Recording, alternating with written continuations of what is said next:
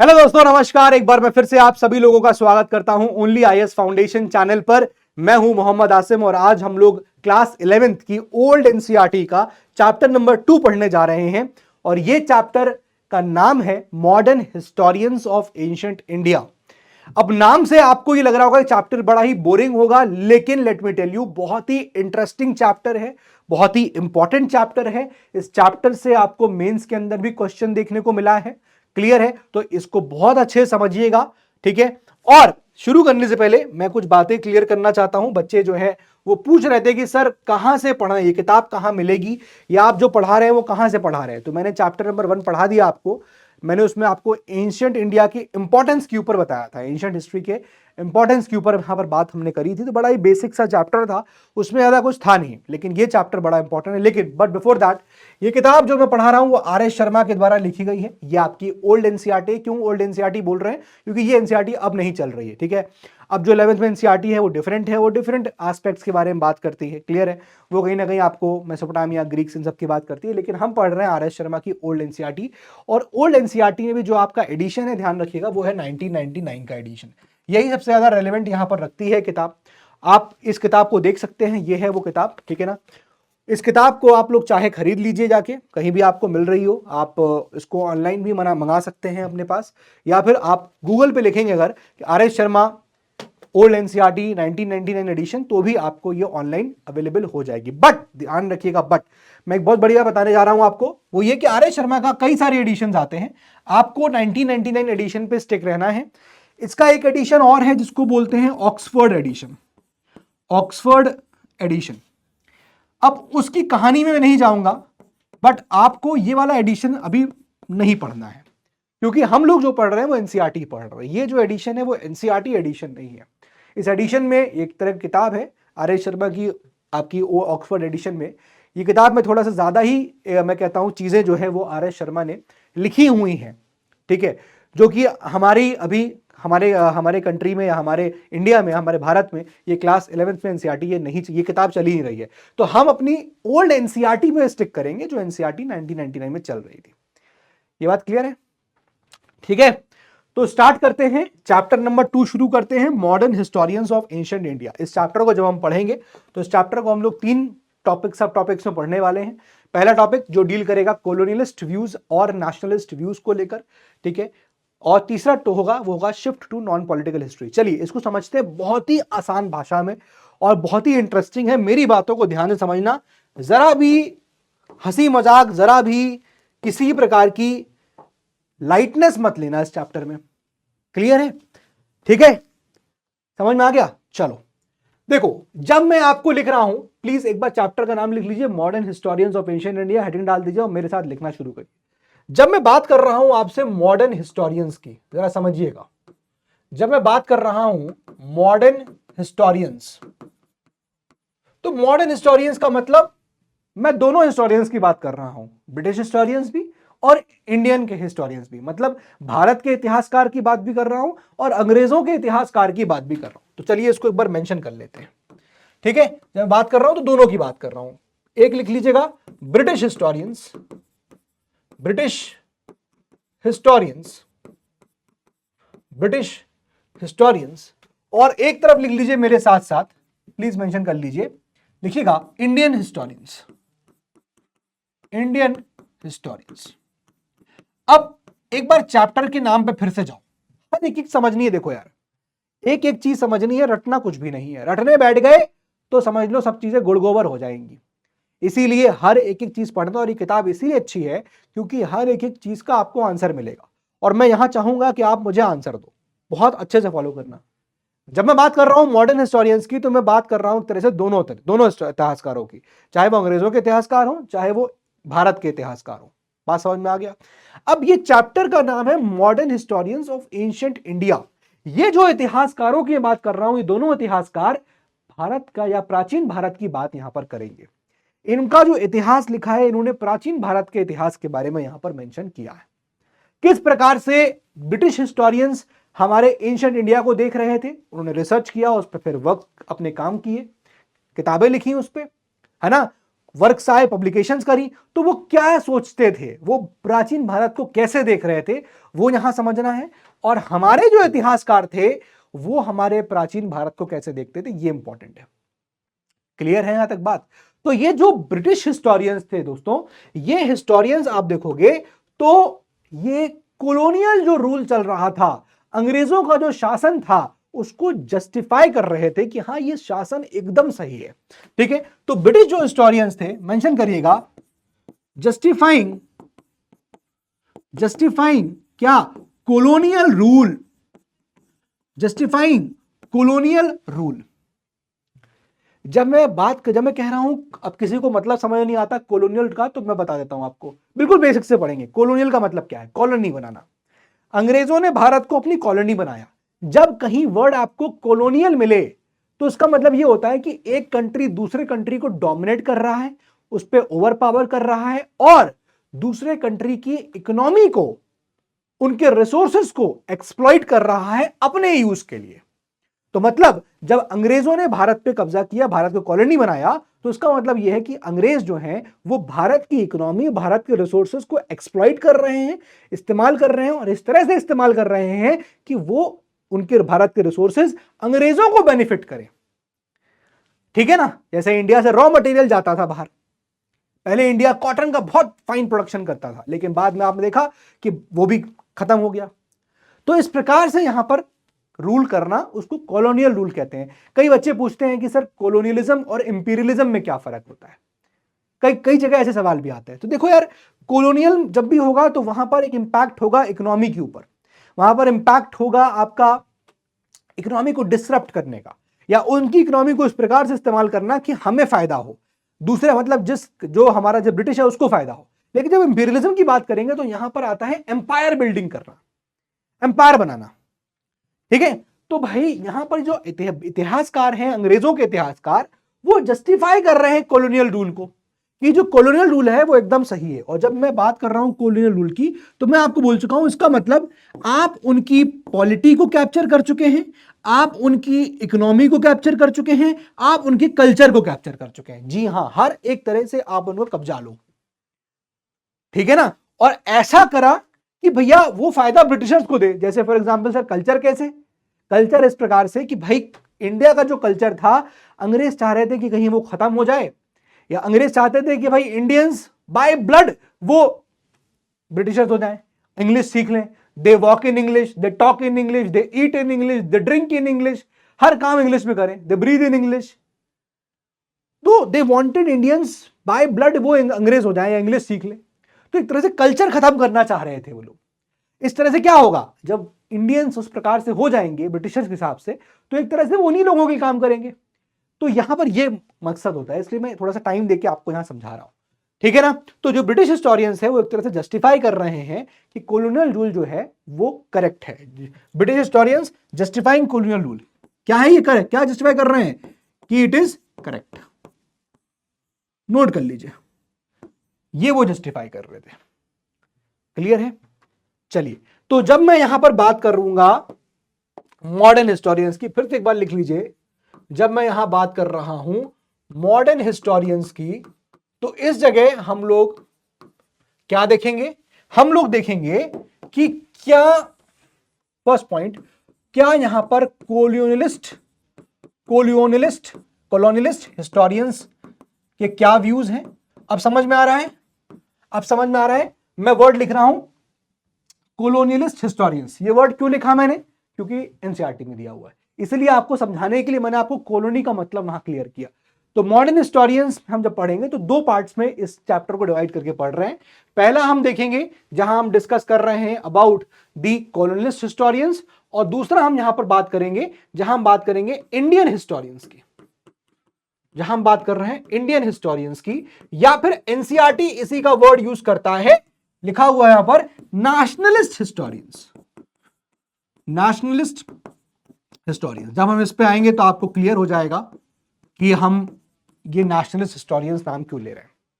ठीक है, तो हमको इन दोनों के ही, आप देखोगे इन दोनों के ही हमको व्यूज के बारे में पढ़ना है, ये क्या सोचते थे, ये कैसे सोच रहे थे, क्या सोच रहे थे, ये हमको यहां पर डिस्कस करना है दोनों के ही।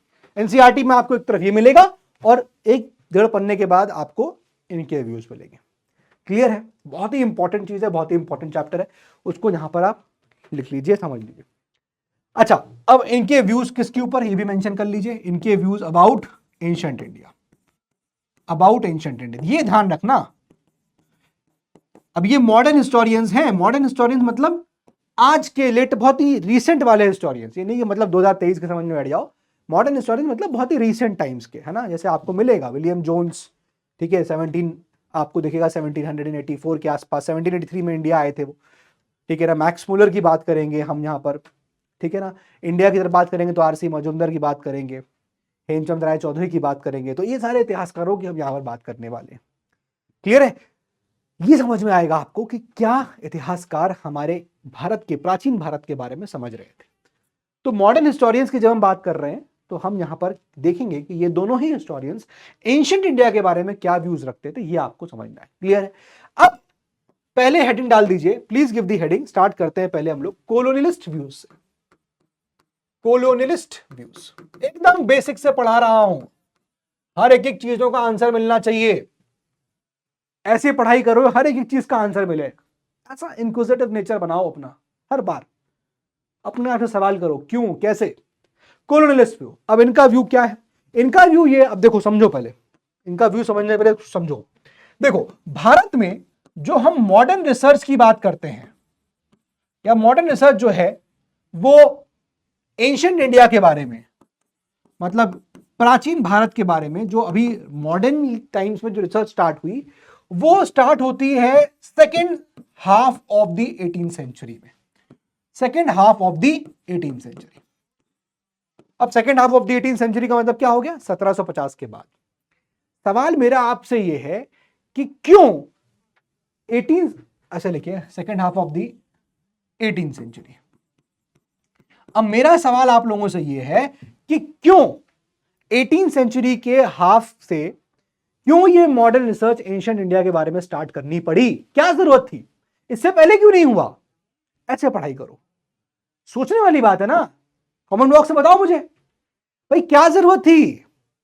ये रिसर्च जो है मॉडर्न जो टाइम्स में जो रिसर्च शुरू हुई प्राचीन भारत के बारे में, ये second half of the 18th century में क्यों शुरू हुई? वाई? सिंपल, लिखिएगा, एक एक चीज लिखते जाइए। वाई, हर चीज का आंसर मिलना चाहिए, लिखिएगा वाई। रीजन लिखिए, रीजन लिखिए, to know the ancient laws and जो कस्टम्स, एंशिएंट इंडिया के जो भी लॉज हैं और कस्टम्स हैं उसको जानने के लिए यहां पर ये रिसर्च जो है वो स्टार्ट करी गई। लिखिएगा टू अंडरस्टैंड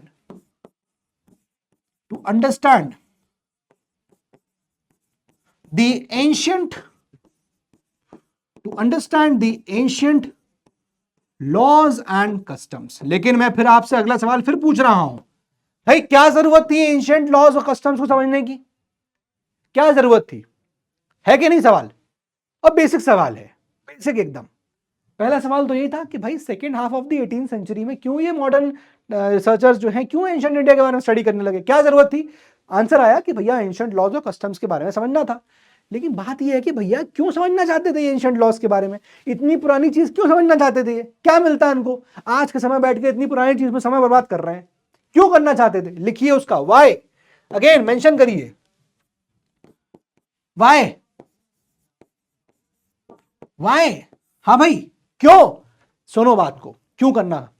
क्योंकि जो अंग्रेजों ने भारत पे कब्जा किया था, कर लिया था, तो अब अंग्रेजों को भारत को एडमिनिस्टर करना था, भारत पे एडमिनिस्ट्रेशन करना था, भारत को चलाना था। और भारत को चलाने के लिए जरूरी था कि भारत में रहने वाले लोगों के जो लॉज हैं, उनके जो कस्टम्स हैं वो जाने, क्योंकि बाहर से आए हुए लोग थे ये। और बाहर से अगर आप आए हैं और अगर आप आते ही अपने लॉज थोप देंगे तो पब्लिक रिवोल्ट कर देगी। तो वो बाहर से आए, है ना, उन्होंने एंशिएंट भारत के प्राचीन कानूनों को, उनके कस्टम्स को समझा। समझ में आ रहा है? क्यों? ताकि वो एडमिनिस्ट्रेशन बेटर तरीके से कर पाए भारत के ऊपर। बात समझ में आ गई? क्लियर है? 1757 में आपको पता है बैटल ऑफ प्लासी हुई, 1764 बैटल ऑफ बक्सर होती है।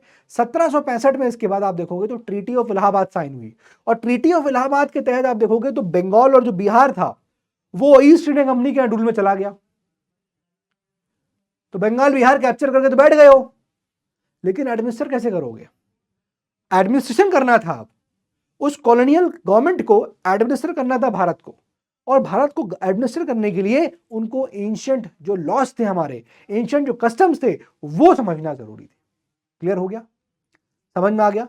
इसको यहां पर नोट कर लीजिए, नोट्स बनाते चलिए। वाई लिखिएगा, need of the colonial administration, need of the colonial administration, need of the colonial administration. और मैंने आपको बताया क्यों नीड थी, वाई नीड, क्योंकि देखो हमने बताया 1765 क्या हुआ, ट्रीटी ऑफ इलाहाबाद साइन हुई थी, ट्रीटी ऑफ इलाहाबाद साइन हुई थी। कुछ चीजें अगर मैं एनसीईआरटी से बियॉन्ड बता दूं तो गुस्साना मत। ट्रीटी ऑफ इलाहाबाद साइन हुई थी, जिसके तहत क्या हुआ था, लिखिएगा, जिसके तहत आपको देखने को मिला कि जो बंगाल एंड बिहार ये दोनों ही under rule of East India Company आ चुके थे, under rule of East India Company आ चुके थे। बात समझ में आ गया? तो प्रॉब्लम क्या थी अंग्रेजों के लिए, लिख लिया, प्रॉब्लम क्या थी अंग्रेजों के लिए, लिखिएगा, what is the problem, problem क्या है, difficulty in understanding, difficulty in understanding the Indian laws and customs। Bharat के लॉज और भारत के कस्टम्स को समझने में यहां पर बहुत ज्यादा दिक्कत हो रही थी, या फिर टू बी वेरी प्रिसाइज हम इंडियन लॉज की जगह मैं आपको एक और वर्ड लिख देता हूं, to understand, difficulty in understanding the Hindu and Muslim laws, ऐसे लिख लो, थोड़ा जल्दी चमकेगा आप लोगों को, हिंदू एंड मुस्लिम लॉज। अब जरा बात को समझो, प्रॉब्लम क्या है वो देख लिया, प्रॉब्लम क्या है वो देख लिया, कि भैया हमको नहीं समझ में आ रहा था अंग्रेजों को कि हिंदू और मुस्लिम लॉज को क्या है ये, क्योंकि अगर हिंदू को गवर्न करना है तो आपको हिंदू के एंशिएंट लॉज पता होने चाहिए, आपको मुसलमानों को गवर्न करना है तो आपको उनके कस्टम्स और उनके लॉज पता होना चाहिए, है कि नहीं? इसका आउटकम क्या देखने को मिला, what was the outcome, very important, क्या हुआ इसका आउटकम, लिखिएगा, वेरी इंपॉर्टेंट, 4 इंपॉर्टेंट पॉइंट्स लिख लीजिए, बहुत ही इंपॉर्टेंट है, बहुत ज्यादा इंपॉर्टेंट।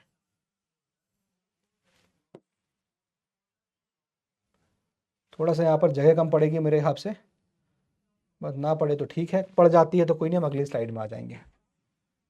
चलिए चलिए देखो जरा, first point, first point,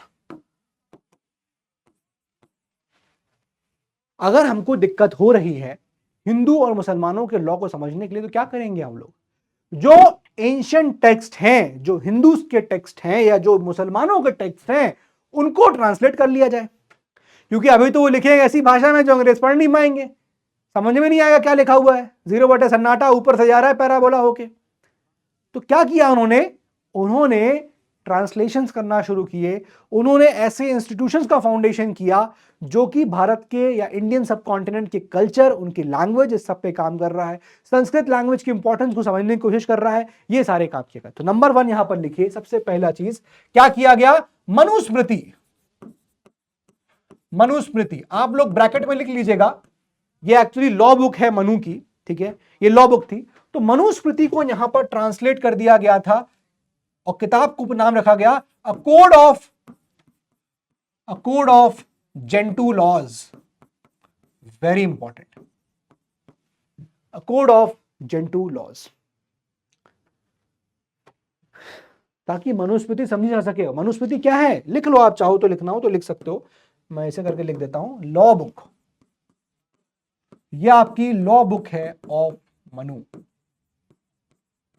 mention कर लीजिए इसको, ठीक है। 1776 में इसको ट्रांसलेट किया गया था। ये ट्रांसलेशन जो आप देख रहे हैं वो आपको 1776 में ट्रांसलेशन देखने को मिला था, मिलेगा इंग्लिश में। क्लियर? सेकंड पॉइंट, पहला स्टेप ये लिया गया। दूसरा point B,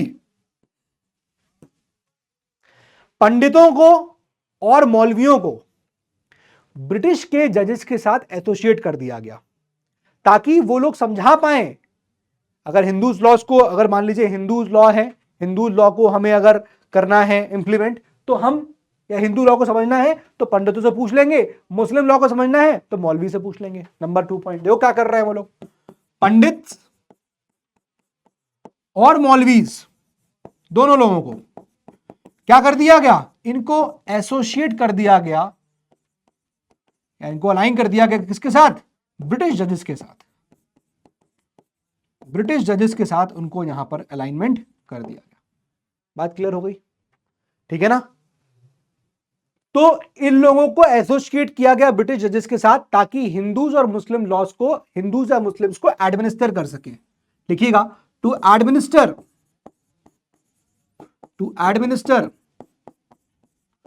Hindus and Muslims through their laws. ठीक है ना? इसको एक बात लिख लो, वेरी इंपॉर्टेंट, ये बहुत अच्छा उनका जो उन्होंने लिया स्टेप।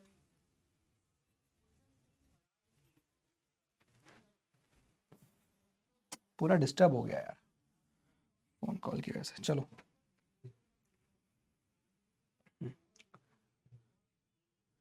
ये बात क्लियर हो गई। तो ब्रिटिश पंडित्स और मौलवीज को यहां पर एसोसिएट किया गया अंग्रेजों के जजेस के साथ ताकि हिंदूज और मुस्लिम्स को, हिंदू और मुस्लिम लॉज को एडमिनिस्टर किया जा सके। समझ में आ गया? Point number C, very very important, इसको पॉइंट ध्यान रखना, very very important. Point number C, establishment. Point number C लिखिए, स्टैब्लिशमेंट। अब बहुत सारे ऐसे इंस्टीट्यूट का यहां पर एस्टैब्लिशमेंट होता है, बहुत सारे ऐसे इंस्टीट्यूट का यहां पर एस्टैब्लिशमेंट हुआ जो कि इंडियन सब कॉन्टिनेंट या इंडियन कल्चर, हिंदू कल्चर, इन सब के बारे में स्टडी करने के लिए बनाए गए थे। जैसे फॉर एग्जांपल स्टैब्लिशमेंट होता है, लिखिएगा नंबर 1, लिखिएगा Asiatic Society of Bengal, Asiatic Society of Bengal का। अब ये जो सोसाइटी आप देख रहे हैं ना, ये क्यों बनाई गई थी? ये इसलिए बनाई गई थी ताकि हिंदू कल्चर को स्टडी कर सके, क्या कहता है हिंदू कल्चर, क्या कहता है हिंदू कस्टम, लॉस क्या है उनके, तो उसको स्टडी करने के लिए इंस्टीट्यूट बनाया गया था। ठीक है, किसने बनाया था नोट करिएगा, कहां बना था वो तो समझ में आ ही रहा है, बंगाल। बंगाल में कहां पर, कलकत्ता। ठीक है, नोट कर लीजिए आप, साल नोट कर लीजिए इसका, @ साल लिखिएगा, लिखिएगा इन 1784 और जगह लिख लीजिएगा कलकत्ता। और किसने किया था वो भी लिख लीजिएगा, sir William Jones, William Jones. खाली इतना ही नहीं, और सोसाइटी यहां पर स्टैब्लिश करी गई, लिखिएगा यहां पर पॉइंट नंबर 2, लिखिएगा Bombay Asiatic society, Bombay Asiatic society, ये कब फॉर्म करी गई? दिस वॉज फॉर्म्ड इन 1804, लिख लीजिएगा 1804 में फॉर्म करी गई। और इसको किसने किया? इसको किया सर मैकिन्टोश ने, सर जेम्स मैकिन्टोश। नोट कर लीजिएगा, आपके एनसीईआरटी में लिखा हुआ है, एनसीईआरटी मेंशन नहीं है सॉरी, बट आप चाहे तो उसको लिंक कर सकते हो, sir James Macintosh.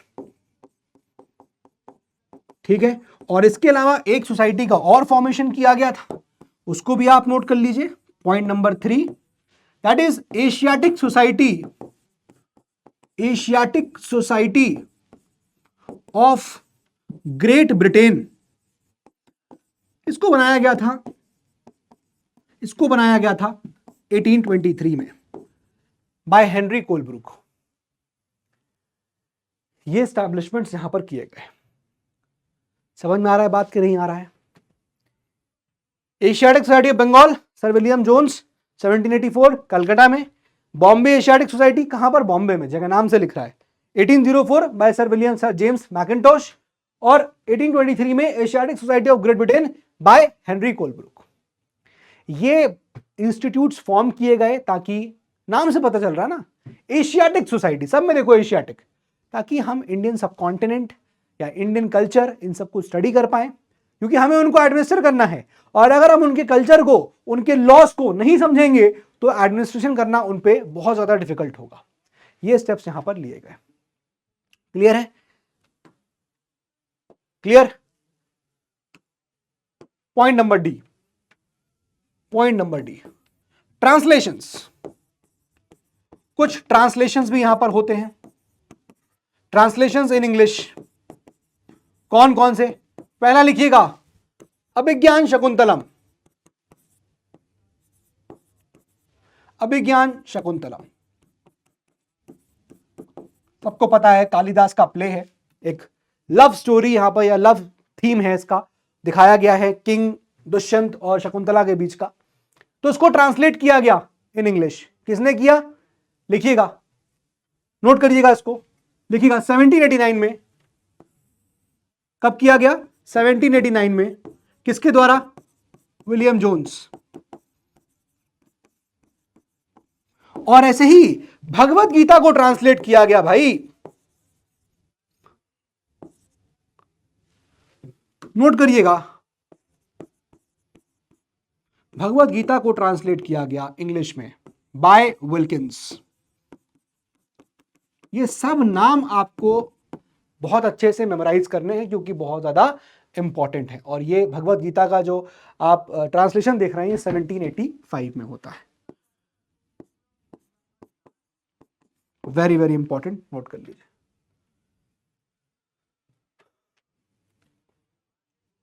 Clear? Concept यहां तक क्लियर है? कॉलोनिस्ट का क्या व्यूज आया वो देखेंगे, लेकिन अभी हम समझ रहे थे कि भाई ये जो रिसर्च शुरू हुई second half of 18th century में, क्यों हुई? क्योंकि जरूरत थी एंशिएंट लॉस को समझने की। क्यों जरूरत थी? क्योंकि भाई अब जो अंग्रेज थे वो हम पे शासन कर रहे थे, और उनको हमको एडमिनिस्टर करना था, और हम पे एडमिनिस्ट्रेशन तभी हो सकता था जब वो हमारे कानूनों को समझे। और हमारे कानूनों को समझने के लिए उन्होंने यहाँ पर ये स्टेप्स लिए, मनुस्मृति को ट्रांसलेट किया इंग्लिश में, और जब ट्रांसलेट किया तो उसका नाम रखा गया कोड ऑफ जेंटू लॉज। ये किया गया था इन 1776। फिर पंडितों और मौलवी को अलाइन कर दिया गया ब्रिटिश जजेस के साथ। फिर उसके बाद स्टैब्लिशमेंट किया गया एशियाटिक सोसाइटी ऑफ बंगाल का इन 1784 कलकत्ता में बाय सर विलियम जोन्स। फिर उसके बाद 1804 में बॉम्बे एशियाटिक सोसाइटी को फॉर्म किया गया, ये किया गया था बाय सर जेम्स मैकिंटोश। और फिर उसके बाद Asiatic Society of Great Britain को फॉर्म किया गया 1823 में, और ये किया गया था बाय हेनरी कोलब्रुक। अब कुछ चीजें ना आपको बड़ी इंटरेस्टिंग बताता हूं। ये जो व्यक्ति का नाम आप देख रहे हैं ना, देखो यहां पर विलियम जोन्स। विलियम जोन्स सन 1783 की बात थी जब विलियम जोन्स जो है भारत आते हैं। और जब वो इंडिया आए तो सबसे पहले तो उन्होंने अपने आप को ऐसा बताया कि भैया सारे एंशिएंट लॉज और उनके वो सब कुछ काम करेंगे, और उसके लिए बड़ा ही वो यहां पर आप देखोगे कि अथॉरिटी है ना, उनको जज अपॉइंट कर दिया गया of supreme court of judicature at fort William. ठीक है, तो वो जब विलियम जोन्स जो थे वो एक तरह से भारत के कल्चर को स्टडी करने की बात कर रहे थे। वो बहुत मतलब एक तरह से है, बहुत ज्यादा मैं कह सकता हूं कि ऑब्सेस थे लिंग्विस्टिक चीजों को लेकर। और उन्होंने एक बात बोली, उन्होंने कहा कि ये जो संस्कृत लैंग्वेज है ना, ये बहुत सारी ऐसी जो यूरोपियन लैंग्वेजेस है जो इनिशियली यूज करी जाती थी उनसे मैच खाता है।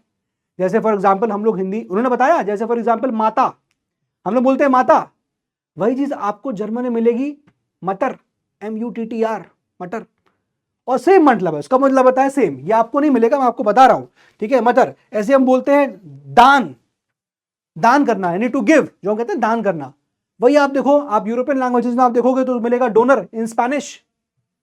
आपको बता रहा हूं, खाली आप चाहो तो नोट कर लो उनको।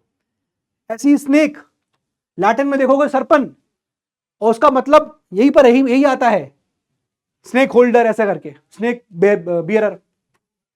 तो ये बात विलियम जोन्स ने बोली कि जो संस्कृत लैंग्वेज है उसका कुछ ना कुछ एक इंटीमेट रिलेशन है यूरोपियन लैंग्वेजेस के साथ। और जब ऐसा बोला, this arose the feeling of other European nations, Germany, Russia, France, इन सब के नेशंस, अदर यूरोपियन नेशंस, इन सब के इंटरेस्ट आ गए कि यार ये क्या बात कर रहा है कि संस्कृत लैंग्वेज का रिलेशन यूरोपियन लैंग्वेजेस से। तो इस वजह से बहुत सारे ऐसे राइटर्स थे जिनका इंटरेस्ट इस चीज को स्टडी करने में आ जाता है। क्लियर है यहां तक ये बात? क्लियर है? अब यहां पर आप देखोगे तो जो इंडिया की जो आप देखोगे एनसीईआरटी जो है कह रही है इंडोलॉजिकल स्टडीज एक नाम यूज करती है, इंडोलॉजिकल स्टडीज। तो बेसिकली जब यहां पर सर विलियम जोन्स ने जब यहां ये बोला, विलियम जोन्स ने बोला कि भैया संस्कृत लैंग्वेज के कुछ लिंक्स हैं यूरोपियन लैंग्वेजेस के साथ, तो Germany, other European Nations like France, Russia, ये सब का इंटरेस्ट जो है वो इंडोलॉजिकल स्टडीज की तरफ आ गया। क्या मतलब हुआ इसका? ठीक है ना, रशिया, फ्रांस, जर्मनी, ये सब इंडोलॉजिकल स्टडीज करना चाहते थे। इंडोलॉजिकल स्टडी का मतलब हुआ जहां पर आप स्टडी कर रहे हैं the study of the history, culture, language of the Indian subcontinent. इसको नोट कर लो, आपके हेल्प करेगा आपको अंडरस्टैंड समझने में इसको। Study of history, culture, language etcetera, किसका? Of Indian subcontinent. Indian subcontinent की बात हो रही है, पूरे सबकॉन्टिनेंट की, सिर्फ इंडिया की नहीं। उसको बोलते हैं हम लोग इंडोलॉजिकल स्टडीज। अब एक सवाल मेरा आप लोगों के लिए, जो आप लोग मुझे कमेंट बॉक्स में बताएंगे, सवाल यह है आप लोगों के लिए कि किसको फादर ऑफ इंडोलॉजिकल स्टडी कहा जाता है? फादर ऑफ इंडोलॉजिकल स्टडी किसे कहा जाता है? यह आप लोगों के लिए सवाल है। इनफैक्ट आपको कुछ यहां पर हिंट भी दे के चला जाऊंगा, मैं आपको हिंट भी दे दूंगा कि वो एक्चुअली फर्स्ट मुस्लिम स्कॉलर भी था जो इंडिया को स्टडी करता है। इनफैक्ट आपको बताऊंगा, एक हिंट देता हूं कि जो मून पे एक क्रेटर है वो उसके नाम पे है। समझ में आ रहा है? इनफैक्ट महमूद के साथ वो ट्रेवल भी किया था, ट्रेवल्ड विद महमूद। हिंट सही है, ट्रेवल्ड विद महमूद, बट लेकिन आप देखोगे कि जिसका रियल पैटर्न था वो मसूद था, but his real pattern was Masood, but his real pattern was Masood. बस आपको मैं लिख रहा हूं खाली, ये आप लोगों के लिए खाली क्वेश्चन है, इसको आप चाहो तो यहां लिख सकते हो कि या आप ऐसे लिख सकते हो कि हाँ एक्स्ट्रा, ये आप लोगों के लिए एक्स्ट्रा है खाली, क्योंकि बात हमारी इंडोलॉजिकल स्टडीज की हुई तो मैंने आपसे ही क्वेश्चन ले लिया। फादर ऑफ इंडोलॉजिकल स्टडी किसको कहते हैं ये आप मुझे बताएंगे। हिंट मैंने आपको दिया है यहां पर कि उसके नाम का एक क्रेटर, उसके नाम एक क्रेटर है मून पे, क्रेटर समझ रहे हैं आप लोग, ज्योग्राफिकल चीज होती है ना, वो है और उसके नाम पे रखा गया है। वो महमूद के साथ ट्रेवल भी किया था, लेकिन एक्चुअली उसका रियल जो पैटर्न था वो मसूद। क्लियर है? चलिए इसका जवाब आप लोग मुझे कमेंट बॉक्स में दीजिएगा। अभी आगे बढ़ते हैं। अब देखो यार, जो सबसे बड़ा पुश था इंडोलॉजिकल स्टडी में, ग्रेटेस्ट पुश इंडोलॉजिकल स्टडीज में किसने दिया?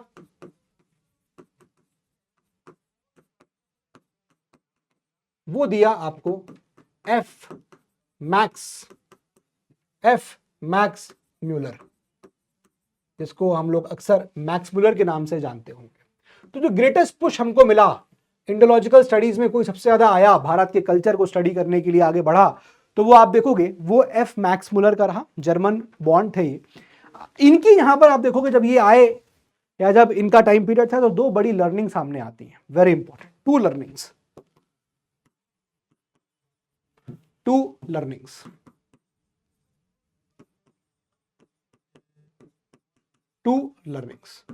क्या क्या लर्निंग थी? पहली लर्निंग ये थी उनकी कि 1857 का जो रिवोल्ट था वो एक तरह से इनके लिए आई ओपनर रहा। आई ओपनर का मतलब ये है कि भैया उनको यहां पर ये रियलाइज हुआ कि हमको भारत के, हमको हिंदूज के कस्टम्स और हमको वहां के रहने वाले लोगों के कस्टम्स, उनके लॉज, उनकी सोसाइटी, इन सबको समझना पड़ेगा। हमको डीपर नॉलेज की रिक्वायरमेंट है। आई ओपनर 1857 रिवोल्ट एक आई ओपनर था, requirement of deeper knowledge, requirement of deeper knowledge किसकी? Of Hindu laws.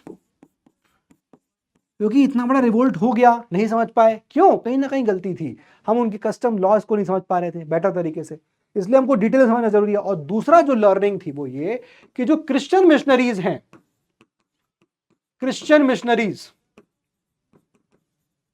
इनको हिंदू रिलीजन के वल्नरेबल पॉइंट्स को यहां पर खोजना था, ताकि हम लोगों को बता सकें कि तुम्हारे रिलीजन में ये गलतियां हैं, ये खराबियां हैं।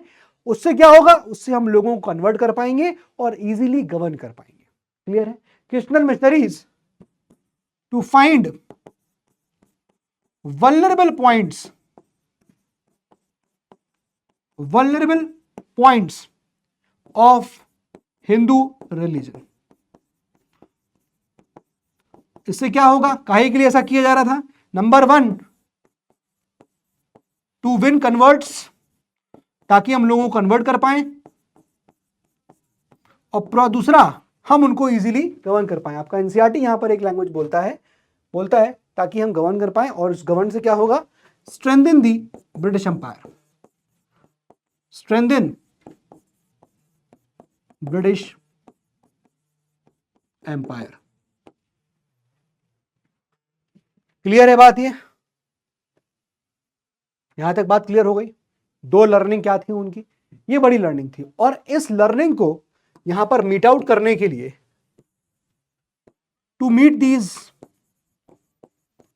दीज थिंग्स, इनको यहां पर पाने के लिए क्या किया गया? Under the editorship of Max Muller के एडिटरशिप में एक सीरीज ऑफ बुक्स निकाली गई जिसको बोलते हैं sacred book of the east. Note करिएगा, टू मीट दीज थिंग्स क्या किया गया? लिखिएगा, under editorship of Max Muller की एडिटरशिप में क्या किया गया? बुक्स निकाली गई जिसको बोला गया sacred books of east, sacred books of east. Clear है? अब ये जो सेक्रेड बुक्स ऑफ ईस्ट निकल के आई ना, समझना बात को, बहुत अच्छी बात, कहानी समझ, कहानी चल रही है कि नहीं चल रही है? सिंपल है। मैक्स मुलर भाई साहब आ गए, मैक्स मुलर भाई साहब ने इंडियोलॉजिकल स्टडीज को आगे बढ़ाया, हमारे कल्चर के बारे में समझने लगे वो। लेकिन उनके लिए आए तो 2 बड़ी लर्निंग थी। 1857 का रिवोल्ट, और चक्के हो गए कि यार ये क्या हुआ, लोगों ने विद्रोह कर दिया, इतना बड़ा रिवोल्ट हो गया यहां पर। और दूसरा, क्रिश्चियन मिशनरीज को बोला गया कि आपको वल्नरेबल पॉइंट ढूंढने हैं हिंदू कल्चर के, ताकि लोगों को कन्वर्ट कर सके और ब्रिटिश एम्पायर को स्ट्रेंथन कर सके। इस चीज को मिट आउट करने के लिए एक सीरीज ऑफ बुक निकाली गई जिसको बोलते हैं books of the sacred East, या sacred books of the East. ठीक है? और इसमें एडिटरशिप किसकी रही? मैक्स मुलर की रही। अब जब आप इन किताबों के, इन वॉल्यूम्स के, लगभग 50 वॉल्यूम के आसपास ये किताब छपी, 50 वॉल्यूम्स, इन किताबों के जब आप इंट्रोडक्शन पढ़ेंगे ना, तो उस इंट्रोडक्शन में आपको देखने को मिलेगा कि कुछ चीजें इन बुक्स के अंदर जनरलाइज कर दी गई हैं, जनरलाइजेशन कर दिया गया कि हां इंडियन कल्चर ऐसा है, इंडियन कल्चर डिस्पोटिक है, हमेशा ये तानाशाह किसी एक रूलर के अंदर रहे हैं। इस तरह की चीजों को जनरलाइज करके वो प्रूव करना चाह रहे थे कि हाँ हमारा रूल सही है। क्यों? कि अगर वो डिस्पोटिक रूल में रहे हैं तो वाइसरॉय को अगर हम पावर दे देंगे तो कौन सी गलत बात है? पहले भी कोई एक राजा रूल कर रहा था, एक हाथ में पावर थी, 1 मैन पावर, अभी भी वाइसरॉय रहेगा तो कोई दिक्कत नहीं है। इस तरह से वो अपने रूल को जस्टिफाई करना चाह रहे थे। ठीक है ना? तो इन किताबों के अंदर, नोट करिएगा, इन किताबों के अंदर क्या किया गया? जनरलाइजेशंस किए गए। समझ रहे हो ना जनरलाइजेशन का मतलब? कुछ बातें जनरलाइज कर दी गई कि हाँ ऐसा है। ठीक है ना? भले ही ना हो, बहुत जगह मिला कि ये जो ब्रिटिश हिस्टोरियंस थे वो गलत थे, फॉल्स थे, लेकिन फिर भी तो जनरलाइजेशंस किए गए।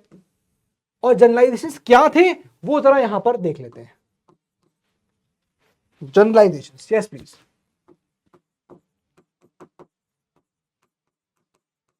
चलिए देखते हैं क्या क्या जनरलाइजेशंस यहां पर करेगा। बहुत ही इंपॉर्टेंट है, 4 important points, 4-5 important points in fact. ठीक है? पहला इंपॉर्टेंट पॉइंट यहां पर नोट करिए आप। पहला जो मुलर और अदर वेस्टर्न स्कॉलर्स ने जो जनरलाइज कर दिया वो ये कहा कि जो एंशिएंट इंडिया है उसमें या उनके लोगों में, सॉरी, जो एंशिएंट हिस्टोरियंस है, इंडियंस ऐसे कह सकते हो, एंशिएंट हिस्टोरियंस है, एंशिएंट इंडियंस, उनके पास कोई मतलब उन लोगों को आता नहीं है इतिहास लिखना। They are very poor in chronology and in time. उनको टाइम की फिक्र नहीं है, उनको क्रोनोलॉजी की फिक्र नहीं है कि क्या पहले हुआ क्या बाद में हुआ। अब देखोगे ना, आप घर में भी ऐसे ही होता है। अभी आप अपने ग्रैंड मदर से पूछ लो जाके, डेट ऑफ बर्थ बोलो याद ना हो, तो वो यहां कहना चाह रहा है कि जो एंशिएंट इंडियंस हैं, जो आपके एंशिएंट इंडियंस हैं, ये बहुत ही मतलब पुअर हैं इन टाइम एंड क्रोनोलॉजी, इन दोनों में बहुत पुअर है। तो इससे ये बताया गया कि भैया जो हम लिख रहे हैं वो सही है, हम टाइम की फिक्र भी करते हैं और क्रोनोलॉजी भी इंपॉर्टेंट होती है, कब चीज क्या हुई। ठीक है। बी पॉइंट, इंडिया जो कंट्री है वो हमेशा डिस्पोटिक रूल के अंदर रहा है। डिस्पोटिक रूल, हमेशा एक तानाशाही के अंदर रहा है, कोई ना कोई राजा जो है उस पर कब्जा किए हुए उसको रूल कर रहा है।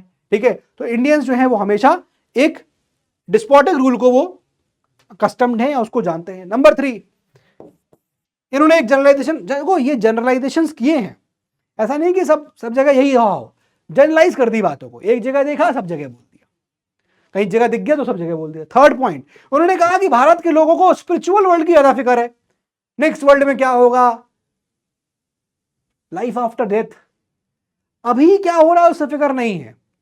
They are more concern about the spiritual world, लिखिएगा, more concerned about spiritual world. समझ रहे हो, स्पिरिचुअलिज्म के लिए ज्यादा वो यहां पर है, आफ्टर वर्ल्ड की, यानी जो मरने के बाद जिंदगी आएगी उसकी याद चिंता करते हैं वो लोग, ये चीज यहां पर बोला गया। क्लियर है। Point number D, caste system prevalent है और वो सबसे इविल फॉर्म ऑफ सिस्टम है। कास्ट सिस्टम प्रेवलेंट है और वो सबसे ज्यादा वर्स्ट फॉर्म है इविल का, ये चीज बोला गया। ऐसा वो बोल रहे हैं, ये मेरे व्यूज नहीं है, ये ध्यान रखना भैया, वर्स्ट फॉर्म ऑफ इविल ऐसा बोला गया। एंड देन लास्टली उन्होंने कहा point number E, no nationhood feeling, कोई नेशनहुड की फीलिंग नहीं है, और हम कह सकते हैं नो या नीदर सेल्फ गवर्नमेंट फीलिंग। मतलब कभी उनको ये नेशनहुड की फीलिंग नहीं आई, और दूसरा कभी वो फील ही नहीं कर पाए कि उनको सेल्फ गवर्नमेंट उनकी हो सकती है, खुद की गवर्नमेंट और उन पर रूल करे, ऐसा कुछ वो कर ही नहीं पाए। ये उन्होंने पॉइंट जनरलाइज कर दिए। अभी आप देखोगे किस प्रकार से इंडियंस इसको क्रिटिसाइज करते हैं, आप इसको अपोज करते हैं कि ऐसा नहीं है, और बहुत सारे एग्जाम्पल दिए जाएंगे। आप देखोगे गौतम बुद्ध के बारे में, गौतम बुद्ध की जहां पर आप देखोगे डेट्स, टाइम वो आता है, लिखा गया है। ठीक है ना।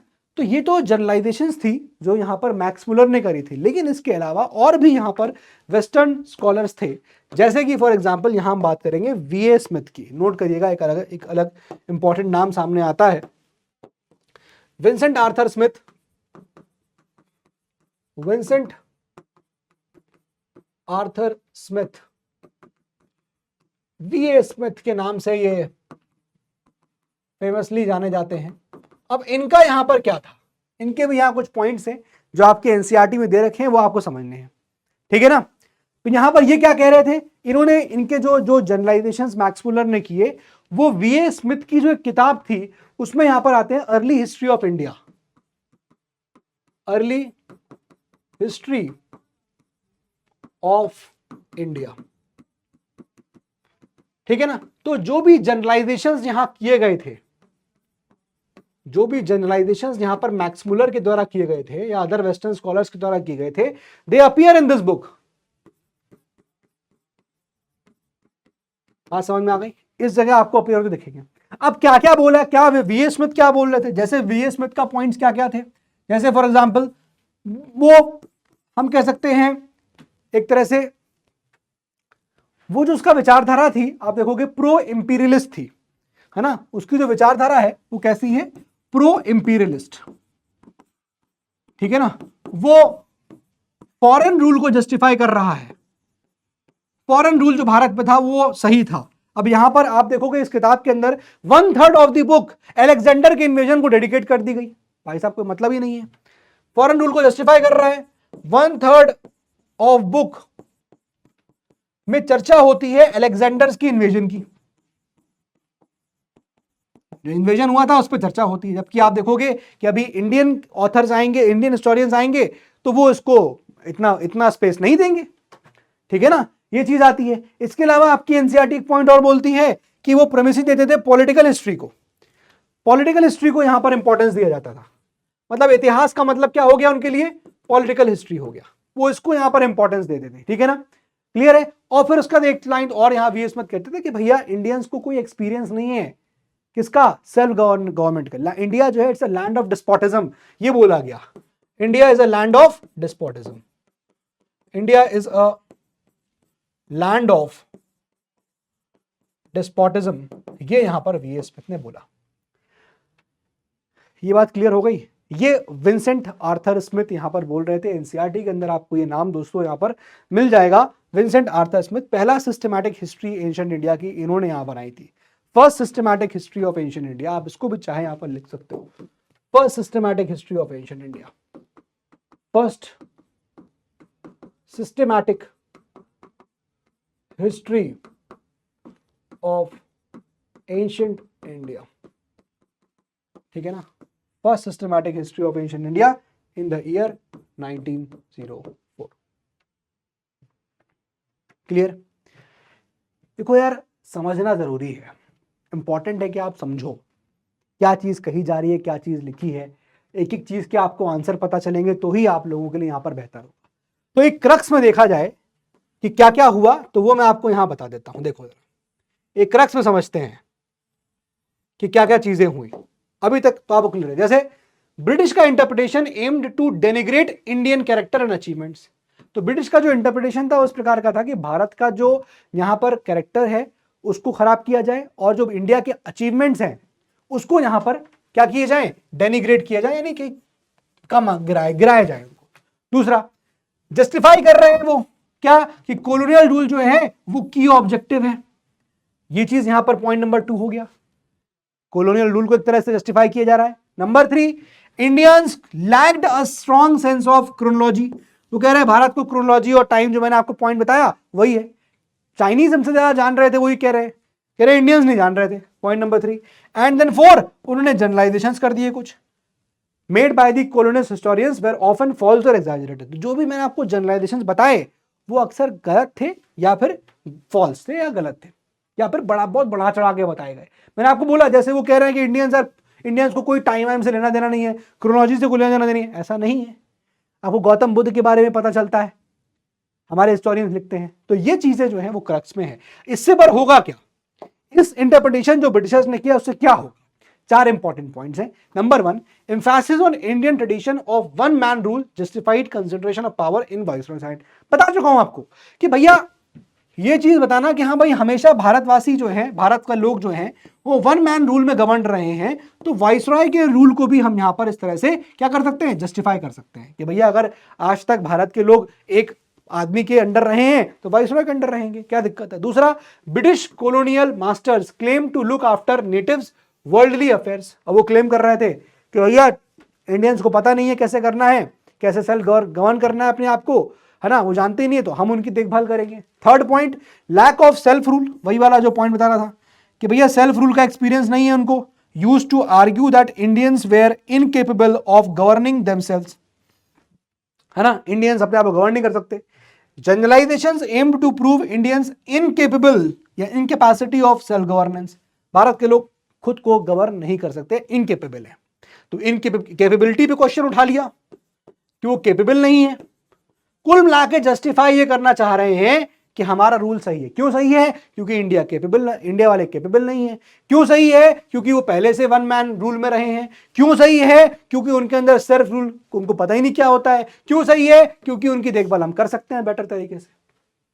इस तरह से यहां जस्टिफाई किया जा रहा था। अब भारत के यहां पर लोग या भारत के जो हिस्टोरियंस थे वो क्या कह रहे थे वो यहां पर थोड़ा हम समझ लेते हैं। तो अब हम लोग यहां पर नेशनलिस्ट हिस्टोरियंस की अप्रोच को देखते हैं। ये पूरा हमने यहां पढ़ लिया कि किस प्रकार से कॉलोनियलिस्ट जो हिस्टोरियंस थे उनका क्या व्यू था।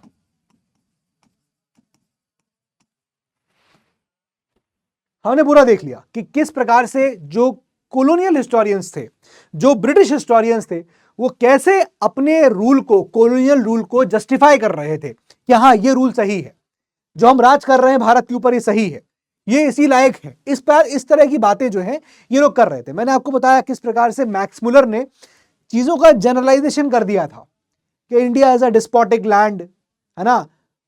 वीए स्मिथ ने देखो अपनी किताब के अंदर 1/3 स्पेस अलेक्जेंडर के इन्वेजन को दे दिया। ये सब हुआ।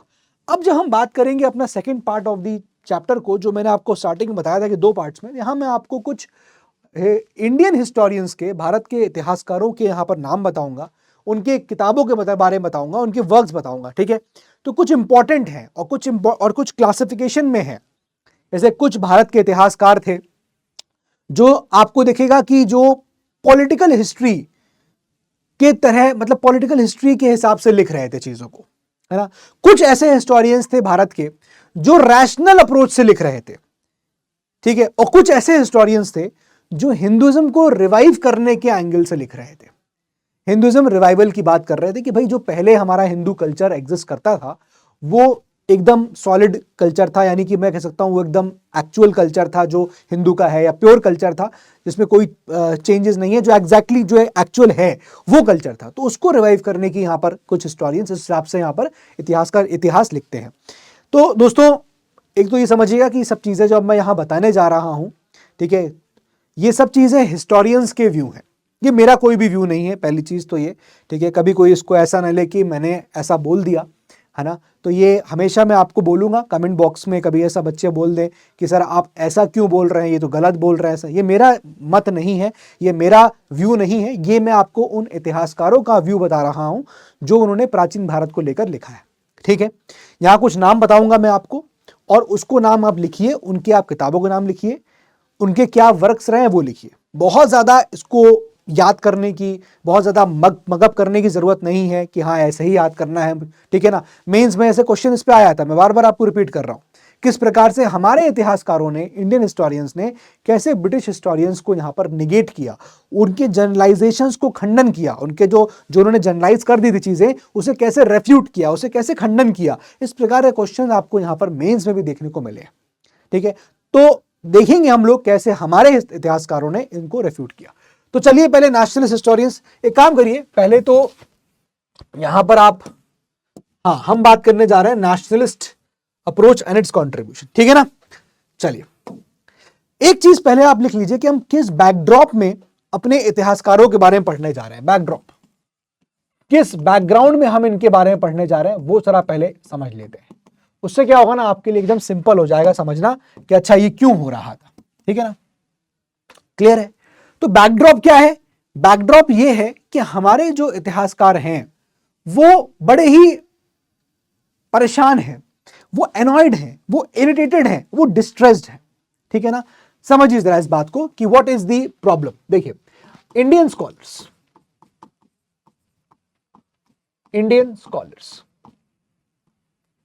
अब ये जो इंडियन स्कॉलर्स है दोस्तों, समझिएगा जरा बात को, बैकड्रॉप देखिए कैसे बन रहा है। ये लोग हमारे एनॉयड हैं, काफी ज्यादा इरिटेटेड हैं, ठीक है। एनसीईआरटी वर्ड यूज करता है इर्ग्ड, ठीक है। और कुछ इतिहासकार हैं जो काफी डिस्ट्रेस्ड हैं। क्यों एनॉयड है, क्यों इरिटेटेड है? एनॉयड या इरिटेटेड होने का रीजन उनका यह है कि जो ब्रिटिश हिस्टोरियंस ने हमारे प्राचीन भारत को लेकर जो इतिहास बताया उसको जिस तरह से तोड़ मरोड़ के बताया, उसको जिस हिसाब से डिस्टॉर्ट किया, उससे वो एनॉयड है, ठीक है ना। So they are annoyed, why? Because of the distortions, लिखिएगा, बिकॉज ऑफ द डिस्टॉर्शंस, जो इतिहास को उन्होंने तोड़ा है, because of the distortions made by the made by the British historians about ancient India. Ancient India को लेकर जो उन्होंने इतिहास को डिस्टॉर्ट किया है, तोड़ा है, इस वजह से हमारे जो स्कॉलर्स हैं वो काफी ज्यादा एनॉयड हैं और काफी इरिटेटेड है। एक बैकड्रॉप ये। दूसरा, ये क्यों डिस्टॉर्टेड है, ये क्यों आपका डिस्ट्रेस्ड क्यों है, वाई दे आर डिस्ट्रेस्ड? ये डिस्ट्रेस इसलिए देखने को मिल रहे हैं दोस्तों, क्योंकि आप देखोगे कि हमारे यहां कंट्री में फ्यूडल सिस्टम था, ठीक है ना, जमीन, एक लैंडलॉर्ड है, उसकी जमीन पे लोग काम कर रहे हैं, वो फ्यूडल सिस्टम खत्म हो रहा है, ठीक है ना। तो बेसिकली वो क्यों यहां पर एनॉयड है? Decline of the feudal system. एक तरफ जहां पर आप देखोगे कि डिक्लाइन हो रहा है, डिक्लाइन ऑफ फ्यूडल सिस्टम, उसका आपको डिक्लाइन देखने को मिल रहा है। वहीं दूसरे तरफ at the same time England में कैपिटलिस्ट सिस्टम ग्रो कर रहा है। कैपिटलिस्ट क्या हो गया भाई? एक आदमी है, उसकी इंडस्ट्री है, कैपिटल उसका, उसकी वो मालिक है, वो उसकी इंडस्ट्री में लोग काम कर रहे हैं। यही सिस्टम इंडिया से खत्म हो रहा था। तो decline of the feudal system and growth of capitalist system, capitalist system in England. बात समझ में आ रही है? ये दो रीजंस थे जिसकी वजह से हमारे जो स्कॉलर्स हैं वो बहुत ज्यादा एनॉयड थे, इरिटेटेड थे और डिस्ट्रेस थे। इसी चीज की वजह से यही एक मेन रीजन था कि इन चीजों को फुलफिल करने के लिए, इस चीज की जिम्मेदारी लेते हुए कि भैया हमको ये जो डिस्टॉर्शंस किए हैं अंग्रेजों के इतिहासकारों ने, उसे खत्म करना है। ये जो सिस्टम यहां पर हमारा डिक्लाइन हो रहा है उसको हमको सेव करना है, बचाना है, या जो भी है उसको हमें बेटर करना है। तो हमारे जो इतिहासकार थे उन्होंने जिम्मेदारी ली। उन्होंने क्या करी? उन्होंने जिम्मेदारी ली। और उनकी जिम्मेदारी यहां पर क्या ली? उन्होंने क्या जिम्मेदारी ली? नंबर 1 कि हम अपनी सोसाइटी को रिफॉर्म करेंगे, रिफॉर्म इंडियन सोसाइटी। पहला चीज उन्होंने कहा कि हम इंडियन सोसाइटी को रिफॉर्म करेंगे। और दूसरी बात उन्होंने बोली, नंबर 2, हम अपने पास्ट को दोबारा रिकंस्ट्रक्ट करेंगे। Reconstruct ancient past. हम अपने एंशिएंट पास्ट को दोबारा से रिकंस्ट्रक्ट करेंगे, यानी हम दोबारा उसको, हिस्ट्री को लिखेंगे, सही हिस्ट्री लिखेंगे। इस जिम्मेदारी के साथ हमारे स्कॉलर्स ने चीजों को स्टार्ट करना शुरू किया। एक बार इसको स्क्रीनशॉट ले लीजिए, इसको लिख लीजिए, फिर आगे हम लोग बढ़ते हैं।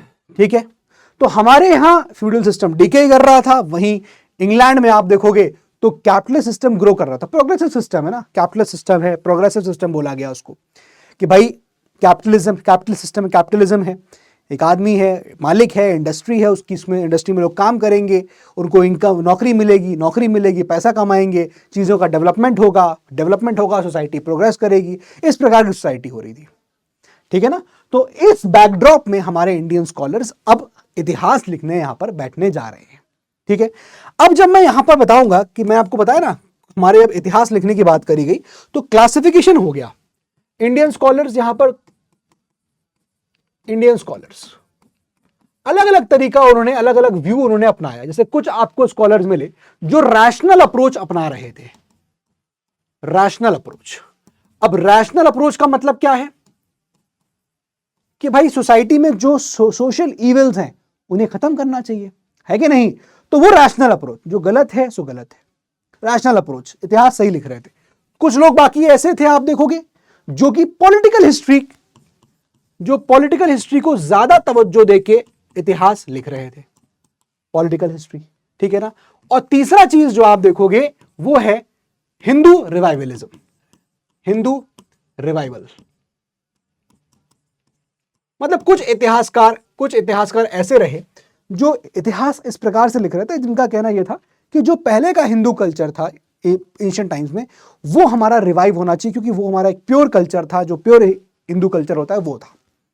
इस क्लासिफिकेशन में यहां पर आपके जो हिस्टोरियंस हैं वो बटे हुए हैं, ठीक है। तो बहुत आपको याद नहीं करना है, ठीक है ना, बस नाम याद होना चाहिए, उसका कॉन्सेप्ट क्लियर होना चाहिए कि उसका क्या व्यूज थे, उस थिंकर के या उस राइटर के या उस ऑथर के या उस हिस्टोरियन के क्या व्यूज थे, वो बस आपको पता होना चाहिए क्रक्स में। क्लियर है, ठीक है ना। चलिए स्टार्ट करें। अब यहां पर मैं आपको कुछ कुछ चीजें बताऊंगा, कुछ कुछ यहां पर बातें आएंगी। चलिए कुछ कुछ नाम जो है वो लिख लीजिए। ये क्लासिफिकेशन आई होप आपको यहां पर क्लियर हो गया होगा। चलिए देखिए जरा, मैं आपको कुछ नाम बता रहा हूं, उसको देखिए जरा आपको याद रहता है कि नहीं। देखिए पहला नाम जैसे मैं आपको बता रहा हूं, राजेंद्र लाल मित्र।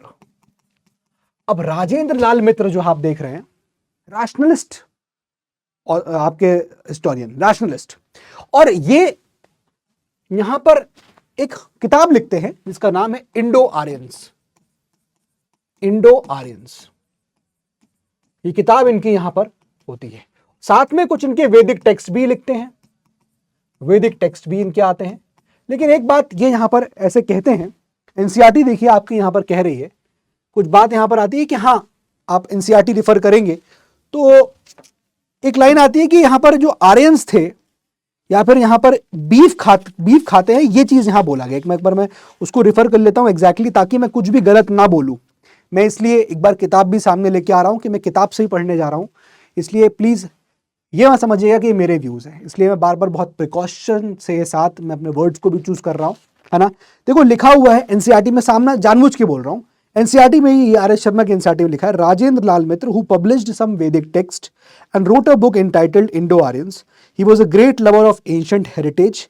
He took a rational view of ancient society. ठीक है ना, ये एक rational scholar हो गए, and produced a forceful tract to show that in ancient times people took beef. तो ये मेरे व्यूज नहीं है, ये किताब में लिखे व्यूज हैं। मैं इसलिए इस चीज को मैं किताब के सामने, किताब लाके मैं आपके सामने पढ़ रहा था। तो ये इनका यहां पर कहना था इन स्कॉलर का कि इनकी रिसर्च, इनकी बातें, इनका जो इतिहास इन्होंने लिखा, वो ये कहता है कि जो लोग थे इस वक्त यहां पर, वो बीफ खाते थे। People used to eat beef. ठीक है, मैंने आपको पहले ही बोला था ये चैप्टर बहुत कुछ है। एक्चुअली इतिहास यही है, मतलब ये नहीं कि ये इतिहास का मतलब यहां पर ये कि this is how you will see कि हिस्ट्री आगे चलेगी। आगे भी कई जगह आपको कॉन्फ्लिक्टिंग चीजें मिलेंगी, क्योंकि ऑथर होता है ना। कोई किताब कुछ लिख रही है, कोई ऑथर कुछ लिख रहा है, ऑथर के व्यूज होंगे। कोई बुक ऐसे, कोई वो तो है नहीं कि हाँ तो ऑथर की बात होती है। तो इसलिए ये ऑथर के व्यूज हैं। इसलिए मैंने आपको स्टार्टिंग ऑफ द चैप्टर में बोलेगा कि आपको देखेगा हिस्ट्री, इतिहास कैसे चीजें थी, है ना। कहीं कहीं आपको दिखेगा कि ये बड़ा ही कॉन्फ्लिक्टिंग चीज है आज के टाइम से, बड़ा ही अजीब गरीब लग सकता है। तो वो मेरे व्यूज नहीं है, बार बार मैं ये एक डिस्क्लेमर देना चाहता हूं, they are not my views, they are the views of author. और स्पेशली यहाँ तो आर एस शर्मा ये किताब लिख रहे हैं, उनकी किताब है, तो वो उस हिस्टोरियन का यहाँ पर आपको बात बता रहे हैं कि उस हिस्टोरियन ने ये बात लिखी कि इंडो आर्यंस किताब लिखी और कुछ वैदिक टेक्स्ट भी प्रोड्यूस किए, और बात ये आई कि हाँ people use to ate beef. ठीक है ना, एक नाम यहाँ पर ये आता है, ये चीज आपको मिलेगी। ऐसा नहीं कि वैदिक टेक्स्ट में लिखा हो, ऐसा मत समझ जाना कि भैया, क्योंकि एक्चुअली में बहुत ज्यादा कॉशियस होकर लिखना पड़ता है कि people use to ate beef. ये एक चीज उन्होंने यहाँ पर लेके आए, एनसीईआरटी वो वर्ड यूज कर रहा है, he showed that in ancient times people took beef. ठीक है ना, ऐसे लिख सकती है यहाँ पर, ancient times people took beef, है ना। किसी भी प्रकार की कोई कंट्रोवर्सी ना हो, इसीलिए मैं आपको इस तरह से बहुत ही प्रिसाइज होके वर्ड्स को सिलेक्ट करके यहाँ पर बात कर रहा हूँ। ठीक है, तो ये आपके एक इंडियन हिस्टोरियन हो गए। दूसरा, अब यहाँ पर कुछ आपके महाराष्ट्र के हिस्टोरियंस भी आते हैं, जैसे आरजी भंडारकर हो गए, है ना, जैसे आपके वीके रजवाड़े हो गए। ठीक है, तो ये सब नाम भी आएंगे, जैसे आपको हेमचंद राय चौधरी मिलेंगे। ठीक है ना, तो ये सब आपको मिलेंगे इन कॉन्टेक्स्ट। नाम लिख लेते हैं एक बार, प्लीज राइट लिखिए यहाँ पर, वीजी भंडारकर,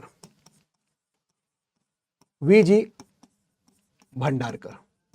अब वीजी जो भंडारकर हैं, ये आपको देखने को मिलेगा कि इन्होंने पॉलिटिकल एंगल से चीजों को लिखा, इन्होंने पॉलिटिकल नजरिए से इतिहास को लिखा, and he basically you will see कि इन्होंने पॉलिटिकल हिस्ट्री लिखी है ऑफ सातवाहनास।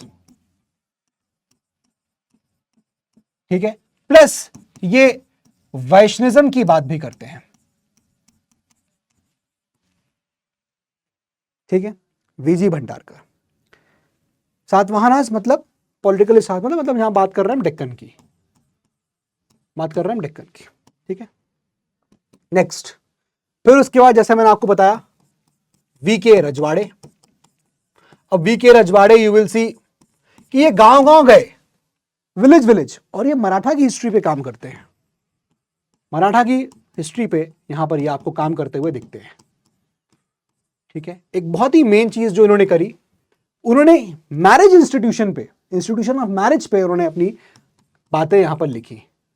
ठीक है, इसको आप नोट कर लीजिए, काफी इंपॉर्टेंट है ये बात। इंस्टीट्यूशन ऑफ मैरिज, नोट करिएगा एक बार। ठीक है, इंस्टीट्यूशन ऑफ मैरिज पे उन्होंने यहां पर बात करी। देन यू हैव नेक्स्ट, एक और नाम देखिए यहां पर, एक और यहां पर नाम देखिए आप। I am really sorry, call आ गया था। हाँ जी, नेक्स्ट देखिए, प्लीज राइट पांडुरंग वमन काणे। देखिएगा, पांडुरंग वमन काणे। ठीक है ना, नोट करिएगा ये नाम भी, प्लीज नोट करिए। ये धर्मशास्त्र के इतिहास के ऊपर किताब लिखते हैं। प्लीज राइट हिस्ट्री ऑफ धर्मशास्त्र, हिस्ट्री ऑफ धर्मशास्त्र। ठीक है ना, पांडुरंग वमन काणे। इसके अलावा आपको ऑथर्स मिलेंगे यहां पर कुछ, प्लीज लिखिएगा, जैसे हेमचंद्र राय चौधरी, हेमचंद्र राय चौधरी। ठीक है, जैसे आपको ऑथर मिलेंगे यहां पर आरसी मजुमदार। अब हेमचंद राय चौधरी का जब आप बात करेंगे तो आपको इनके वर्क में आपको बहुत हद तक मिलिटेंट ब्राह्मणिज्म देखने को मिलेगा, मिलिटेंट ब्राह्मणिज्म। ठीक है ना, आरसू मजुमदार में हिंदू रिवाइवलिज्म की बात यहां पर ये करते हैं। तो आपको इस प्रकार के यहां पर ये बहुत सारे नाम मिलेंगे। आप साउथ इंडिया की बात करोगे कि भैया ठीक है, लेकिन what about south India? South India क्या होगा? साउथ इंडिया के बारे में कौन बताएगा इतिहास? साउथ इंडिया छूट रहा है, तो वहां पर नाम आता है नीलकांत शास्त्री का। यहां पर नाम आता है नीलकांत शास्त्री।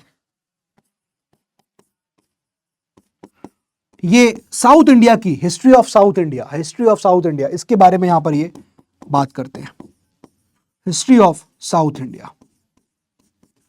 ठीक है, तो आपको मोटे मोटे तौर पे पता होना चाहिए कौन किस बारे में बोल रहा है। अभी मैं आपको थोड़ा डिटेल बताऊंगा इसका। नीलकांत शास्त्री की बात हो गई है ना, क्रिटिसाइज भी हुए नीलकांत शास्त्री। इसके बाद हमें एक शिफ्ट देखने को मिलता है किस कैसे जो अभी तक इतिहास जो अभी तक ये तो हो गया आपने नेशनलिस्ट अप्रोच हो जाएगा, कॉलोनियलिस्ट समझ लिया, अंग्रेजों का क्या इतिहासकारों का क्या मत था, फिर भारतीयों का, इंडियंस का देख लेंगे यहां पर हम। उसके बाद हम ये देखेंगे कि भाई इतिहास को लिखने का एक नया तरीका आया, और अब एक इतिहासकार वो पॉलिटिकल हिस्ट्री की जगह वो नॉन पॉलिटिकल हिस्ट्री की तरफ चले गए, और वो ये कहते हैं कि भाई हिस्ट्री को पढ़ने का तरीका बड़ा ही इंक्विजिटिव टाइप का होना चाहिए। आप जिज्ञासा में पढ़िए, पॉलिटिकल हिस्ट्री में पढ़िए, आपको हिस्ट्री पढ़ना है इंटरेस्ट में पढ़िए, आप हिस्ट्री क्वेरी करने के लिए पढ़िए, आउट ऑफ इंटरेस्ट रीड करिए इतिहास को, मजे लेके पढ़िए। And his name is A L. Basham, A L. Basham. इनकी किताब आई थी बहुत important, the wonder that was India. His book the wonder, आपकी शायद एनसीईआरटी में वंडर दैट वाज इंडिया मिलेगा, लेकिन यहां पर the wonder that was India ये आपको मिलेगा, the wonder that was India. इस किताब में वो कहते हैं कि भाई इतिहास पढ़िए, तो ऐसे मत पढ़िए कि आप इतिहास पढ़ रहे हैं और आप इतिहास सिर्फ पॉलिटिकली पढ़ने के लिए कर रहे हैं, पॉलिटिकल हिस्ट्री पढ़ने के नहीं, कल्चर जानिए, इकोनॉमी जानिए, लैंग्वेजेस के बारे में पढ़िए, व्हाट इज द कल्चर। तो एक नॉन पॉलिटिकल हिस्ट्री लिखने की बात शुरू हो गई। नॉन पॉलिटिकल हिस्ट्री यहां मिली आपको, है ना, यहां पर आपको बड़ी रैशनल अप्रोच वाले हिस्टोरियंस मिले, बीच में आपको पॉलिटिकल अप्रोच वाले हिस्टोरियंस मिले, इस तरह से आपको यहां पर अलग अलग हिस्टोरियंस मिले। अब इनके बारे में मैं आपको बता देता हूं, आगे मैं कुछ कुछ स्लाइड्स लेके आया हूं जहां पॉइंटर्स लिखे हुए हैं जो आपको आपके मेंस के एग्जाम में भी काम देंगे। ठीक है, तो उसी को समझ लेते हैं, पूरा चीजें यहां पर टू द पॉइंट कवर हो जाएंगी। लेकिन अगेन बार बार मैं मुझे क्योंकि बोलना पड़ रहा है, इट्स अ डिस्क्लेमर, जो भी चीजें यहां पर ये ऑथर्स बोलेंगे, जो स्टोरीज बोलेंगे, वो उनके व्यूज हैं, मेरे व्यूज नहीं है। ठीक है, इस पूरे चैप्टर में कहीं भी मेरे व्यूज नहीं है, जो भी कुछ एनसीईआरटी आर.एस. शर्मा कह रही है वो मैं यहां पर आपको बता रहा हूं। चलिए थोड़ी सी यहां पर डिस्कशन करते हैं। अब जरा देखिए, सब चीजें वही वही मिलेंगी, तो इसलिए मैं थोड़ा सा स्पीड से चलूंगा, क्योंकि चीजें बता चुका हूं आपको, वही चीजें लिखी हुई मिलेंगी नोट्स फॉर्मेट पे। जैसे फॉर एग्जाम्पल हम बात कर रहे हैं यहां पर, फॉर एग्जाम्पल हम बात कर रहे हैं राजेंद्र लाल मित्र की। अब यहां पर एक्चुअली सॉरी, वेरी सॉरी, हाँ यहां पर देखिए, ये आपको इसको पहले तो लाल कर लीजिए, ये एल है, आई नहीं है, ठीक है। तो यहां पर देखिए, पहले हम बात कर रहे हैं राजेंद्र लाल मित्र की। अब इन्होंने क्या लिया, he took a rational view of ancient society, ठीक है ना। तो यहां पर अप्रोच क्या थी उनकी, रैशनल व्यू था। मैंने बताया ना आपको 3 प्रकार से यहां पर क्लासिफिकेशन हुआ इंडियन स्कॉलर्स का, जैसा कि यहां पर आपको मैंने बताया, है ना। तो ये कौन से में आते हैं, रैशनल सोसाइटी, रैशनल हिस्टोरियन में ये आते हैं। अब इन्होंने क्या लिखा, इन्होंने किताब लिखी जिसका नाम है इंडो आर्यंस, बताया अभी मैंने आपको। और इन्होंने ये आर्ग्यू किया कि बीफ कंजम्पशन जो है वो एंशिएंट टाइम्स में होता था, ठीक है ना। ये देखिए, ये मेरा व्यू नहीं है, ये किताब का व्यू है, इसलिए मैं इसको यहां पर लिख के लेके आया हूं, अपने आप नहीं लिख रहा हूं। बीफ कंजम्पशन जो है वो एंशिएंट टाइम्स में होता था। बेटा एक बात मैं और तुम लोगों से कहना चाहता हूं कि देखो, जब तुम इतिहास पढ़ रहे हो तो कभी भी आप इतिहास पढ़ते वक्त धर्म को बीच में मत लाइए। आप हिस्ट्री पढ़ रहे हो, you learn history as a historian. आप इतिहासकार की तरह हिस्ट्री को पढ़ो, आप इतिहासकार के नजरिए से इतिहास को देखो। आपको जानना है बस दोनों व्यूज, क्या कॉलोनियल व्यू था, क्या नेशनल व्यू था, नेशनलिस्ट व्यू था, ठीक है, क्या हमारे ऑथर्स को, you have to know only that. Please इसमें कहीं भी आप धर्म कुछ चीजें लेके मत आइएगा, समझ में आ रहा है। और बस सुनिए कि किसने, ऑथर ने क्या बोला, ये मेरे व्यूज नहीं है, इसलिए मैं आपको बार बार ये बात बोल रहा हूं। और ये आपको हिदायत भी दूंगा, एक आपको सजेशन भी दूंगा, आगे कहीं भी कभी भी आए, आप एक आईएएस अधिकारी बनने जा रहे हो यार, आप एक आईएएस ऑफिसर बनने की तैयारी कर रहे हो, एक ब्यूरोक्रेसी के लिए ना, एक ब्यूरोक्रेसी के लिए ये मैटर नहीं करता कि आप किस, मतलब आप समझ रहे हो, किस, आप किस कल्चर को बिलोंग कर रहे हो, किस सोसाइटी को, यू आर अ ब्यूरोक्रेट, आपका मकसद वेलफेयर ऑफ द पीपल। तो ये सब आपको मैटर नहीं करना चाहिए, आप पढ़ो, आप रैशनल अप्रोच, आप दिमाग लगाओ, ठीक है, वो सब आपको करना चाहिए। तो यहां पर कुछ स्कॉलर्स ने आर्ग्यू किया कि बीफ कंजम्पशन जो है एशियन टाइम्स में होता था। अदर सॉर्ट, उन बाकी कुछ यहां पर स्कॉलर्स थे जो कह रहे थे कि भाई जैसे हमारे यहां आप बोल रहे हो कास्ट सिस्टम है, ऐसे ब्रिटिश हिस्टोरियंस हमको बोल रहे हैं कास्ट सिस्टम है, तो भाई वैसे तुम्हारे यहां यूरोप के अंदर क्लास सिस्टम था। क्या दोनों में कॉमन चीजें हैं? कॉमन ये है कि आप कहते हो कास्ट सिस्टम बड़ा ही वर्स्ट फॉर्म ऑफ इविल है, तो भाई क्लास सिस्टम में बहुत ज्यादा दिक्कतें थी, वहां पर भी एक्सप्लॉइटेशन हो रहा है वर्कर्स का, है कि नहीं, ये चीज बोली जा रही है। तो सेम चीज समझ में आ रहा है कि नहीं आ रहा है, समझ में आ रहा है, ये लिखा हुआ है, जैसे यहां कास्ट सिस्टम आप बोल रहे हो तो वहां आपके यहां क्लास सिस्टम है यूरोप के अंदर। बात समझ में आ गई कि नहीं आ गई, ठीक है। तो बेसिकली हमें यह समझना है कि भाई जो जनरलाइजेशंस यहां पर किए गए थे ब्रिटिश हिस्टोरियंस के द्वारा, उसको कैसे यहां पर रिफ्यूट करेगा, कैसे रिफ्यूट करेंगे हमारे इंडियन ऑथर्स, हमारे इंडियन हिस्टोरियंस, ठीक है ना। तो एक चीज तो यहां पर उन्होंने इस तरह से ये रेफ्यूटेशन किया, ये नहीं कहा कि हमारे यहां खराब था अच्छा था, ये सब नहीं बोला उन्होंने, लेकिन उन्होंने कहा कि जैसे हमारे यहां क्लास सिस्टम था तो भाई आपके यहां भी क्लास सिस्टम था। ऐसा नहीं कि हम कुछ अलग सा यहां कर रहे हो, बहुत अलग हो, दुनिया में कहीं ना हो, आपके पूरे यूरोप में क्लास सिस्टम चल रहा था, ठीक है ना। एक तो ये चीज, आगे बढ़ते हैं। देन देखिए, अब हम यहां पर कुछ नोटेबल स्कॉलर्स हैं महाराष्ट्र की, उनकी बात करेंगे। मैंने आपको बताया आरजी भंडारकर यानी कि रामकृष्ण गोपाल भंडारकर की बात करते हैं, और मैंने कहा कि ये सातवाहनों की हिस्ट्री के ऊपर किताब लिखते हैं और वैष्णवों के ऊपर ये बात करते हैं, वैष्णविज्म की यहाँ पर ये इनके इतिहास पे यहाँ पर बात करते हैं, और साथ में और भी चीजें थी, जैसे देखिए यहाँ पर मेंशन्ड है सब चीजें, ठीक है। He reconstructed the political history of Satavahanas, और साथ में ये हिस्ट्री ऑफ वैष्णविज्म की बात भी करते हैं। मैं सब बता चुका हूं आपको, अगेन लिख चुके हो आप, नोट कर चुके हो। साथ में ये एडवोकेट कर रहे हैं कि भाई विडो रीमैरिज, ये चीज इसको कह रहे हैं, ये चीज यहां पर होनी चाहिए। Criticise the caste system and child marriage हो रही थी, तो उन सब चीजों को यहां क्रिटिसाइज कर रहे हैं। तो he is advocating all these things, ठीक है ना। किताब भी आप देख सकते हैं, ये किताब है उनकी, the early history of India, a peep into the early history of India. यहां पर आप नाम देख सकते हैं, आरजी भंडारकर, क्लियर है। आगे देखिए, हम बात करेंगे वीके रजवाड़े की। वीके रजवाड़े, मैंने कहा गांव गांव गए महाराष्ट्र में, महाराष्ट्र के अंदर गांव गांव गए, और उन्होंने वहां पर मराठाओं की हिस्ट्री या फिर महाराष्ट्र की हिस्ट्री, मराठा की हिस्ट्री जो है वो यहां पर उन्होंने पढ़ी, उसके सोर्सेज इकट्ठा किए, उसको यहाँ पर लिखने की कोशिश करी। तो वही देखिए यहाँ पर लिखा है भारतीय विवाह संस्था का इतिहास। तो सबसे मेन काम जो उनका था कि इन्होंने इंस्टीट्यूशन ऑफ मैरिज के ऊपर यहां पर बात करी। ये मैं आपको ऑलरेडी लिखा चुका हूं, ठीक है ना। तो यहां पर ये लिखा है कि भाई डेडिकेटेड स्कॉलर थे who searched for Sanskrit manuscripts and Maratha history sources इसके ऊपर। और साथ में as I told you he wrote a work on institution of marriage based on the Vedic and other text. तो ऐसा नहीं है कि किसी और टेक्स्ट पे बेस्ड करके उन्होंने मैरिज के इंस्टीट्यूशन पे चीजें लिख दी। वैदिक टेक्स्ट और अदर टेक्स्ट को देखकर, सोर्सेस को देखकर उन्होंने इस मैरिज के इंस्टीट्यूशन पे, ठीक है, यहां पर ये चीजें लिखी, ठीक है ना। तो ये जो आपके देख रहे हैं किताब जो यहां पर लिखी गई है 22 वॉल्यूम में छपी है, contributing to the Maratha history research, ठीक है ना। तो ये हो गया आपका वीके रजवाड़े। देन आता है पांडुरंग वमन काणे की बात करेंगे। तो ये धर्मशास्त्र के इतिहास से बात करता है। अब देखो ये बात कर रहे हैं कैसा, यहां पर ये बात करेंगे he was basically talking about the laws of India, social laws, customs of India, ठीक है ना। अगेन रिवाइवलिज्म, यहाँ पर रैशनलिज्म एक अप्रोच उनकी है, ठीक है ना। देखिए लिखा हुआ है संस्कृत एंड सोशल रिफॉर्मर थे और किताब का नाम यहाँ दिख रहा है आपको धर्मशास्त्र का इतिहास। और ये किताब जो है ना ये 5 वॉल्यूम्स में है, ये चौथा वॉल्यूम का फोटो यहाँ पर लगा हुआ है। तो ये किताब जो आपकी है हिस्ट्री ऑफ धर्मशास्त्र 5 वॉल्यूम्स में, चौथा वॉल्यूम का लगा है, प्रोवाइड्स कॉम्प्रिहेंसिव। इस किताब में आपको बहुत ही कॉम्प्रिहेंसिव तरीके से इनसाइट्स मिलेंगे एंशिएंट सोशल लॉज के और कस्टम्स इन इंडिया, ठीक है। तो जैसा मैंने आपको कहा ना कि बहुत ज्यादा डिटेलिंग नहीं है, बट हाँ ऊपर ऊपर से समझ में आएगा कि हमारे स्कॉलर्स ने किस प्रकार से अंग्रेजों के जो हिस्टोरियंस थे उनकी बातों को रेफ्यूट करने की यहाँ पर कोशिश करी और अपना हिस्ट्री यहाँ पर लिखने की बात करी।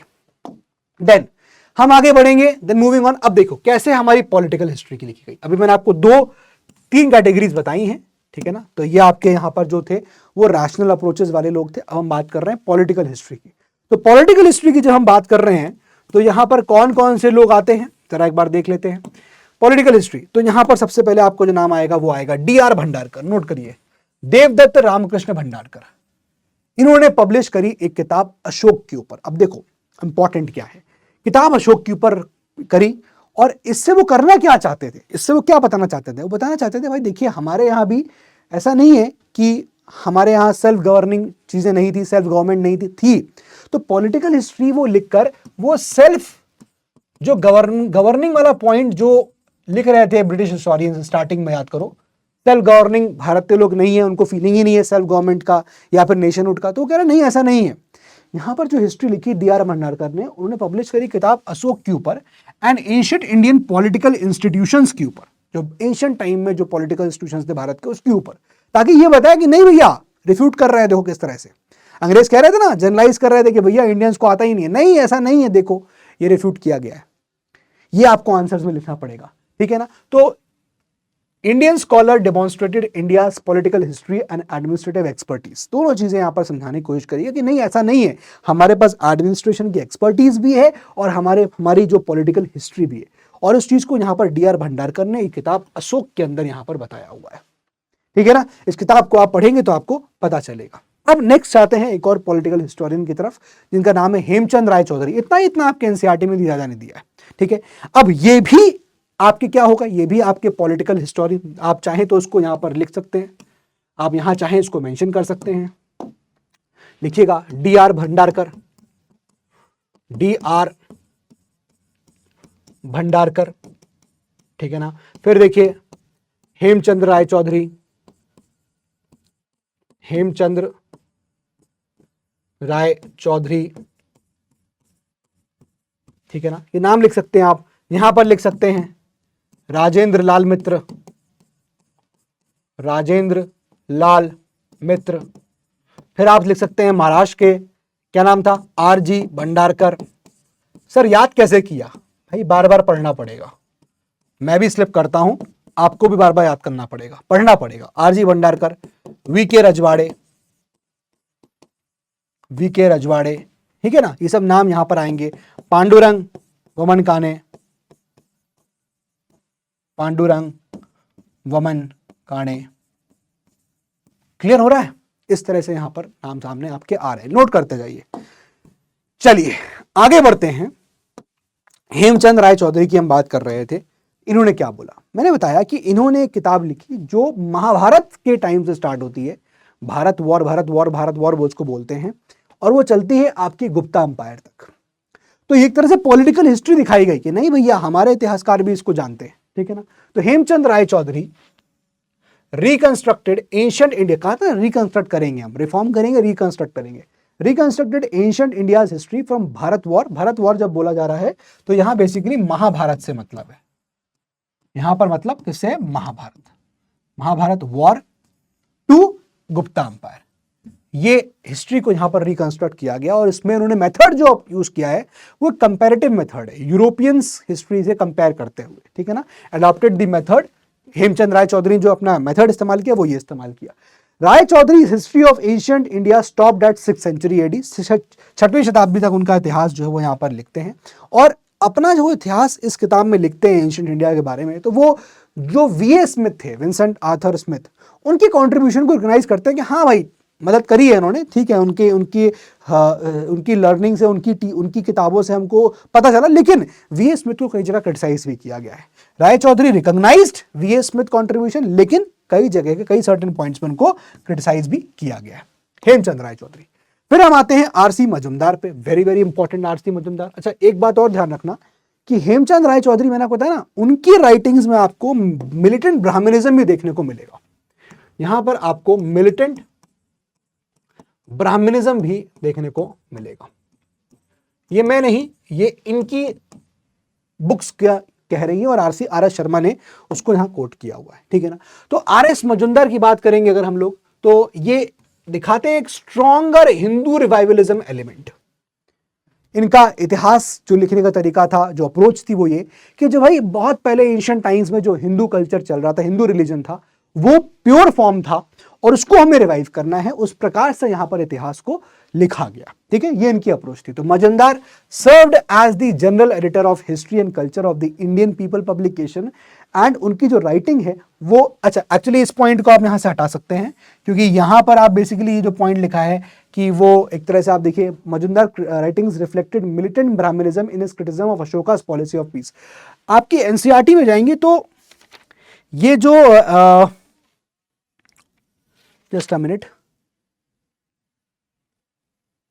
ठीक है, तो बेसिकली ये जो क्रिटिसिज्म है वो आपको किसका मिलेगा, हेमचंद राय चौधरी का मिलेगा।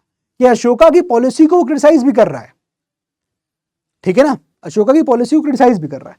Indian scholars exhibited an impeccable scholarship and contributed to political history. Basically RC Majumdar का इतना सा आप समझिएगा कि हिंदू रिवाइवलिज्म पे बात करती, की वर्ड आपको याद होना चाहिए। देखो दोस्तों, आपका आंसर यहां पर कंप्लीट हो जाएगा, ठीक है ना। आगे आइए, अब मैंने आपसे वैसे कहा कि साउथ इंडिया की हिस्ट्री लेफ्ट आउट हो रही थी, तो वहां पर नाम किसका आता है, नीलकांत शास्त्री का आता है।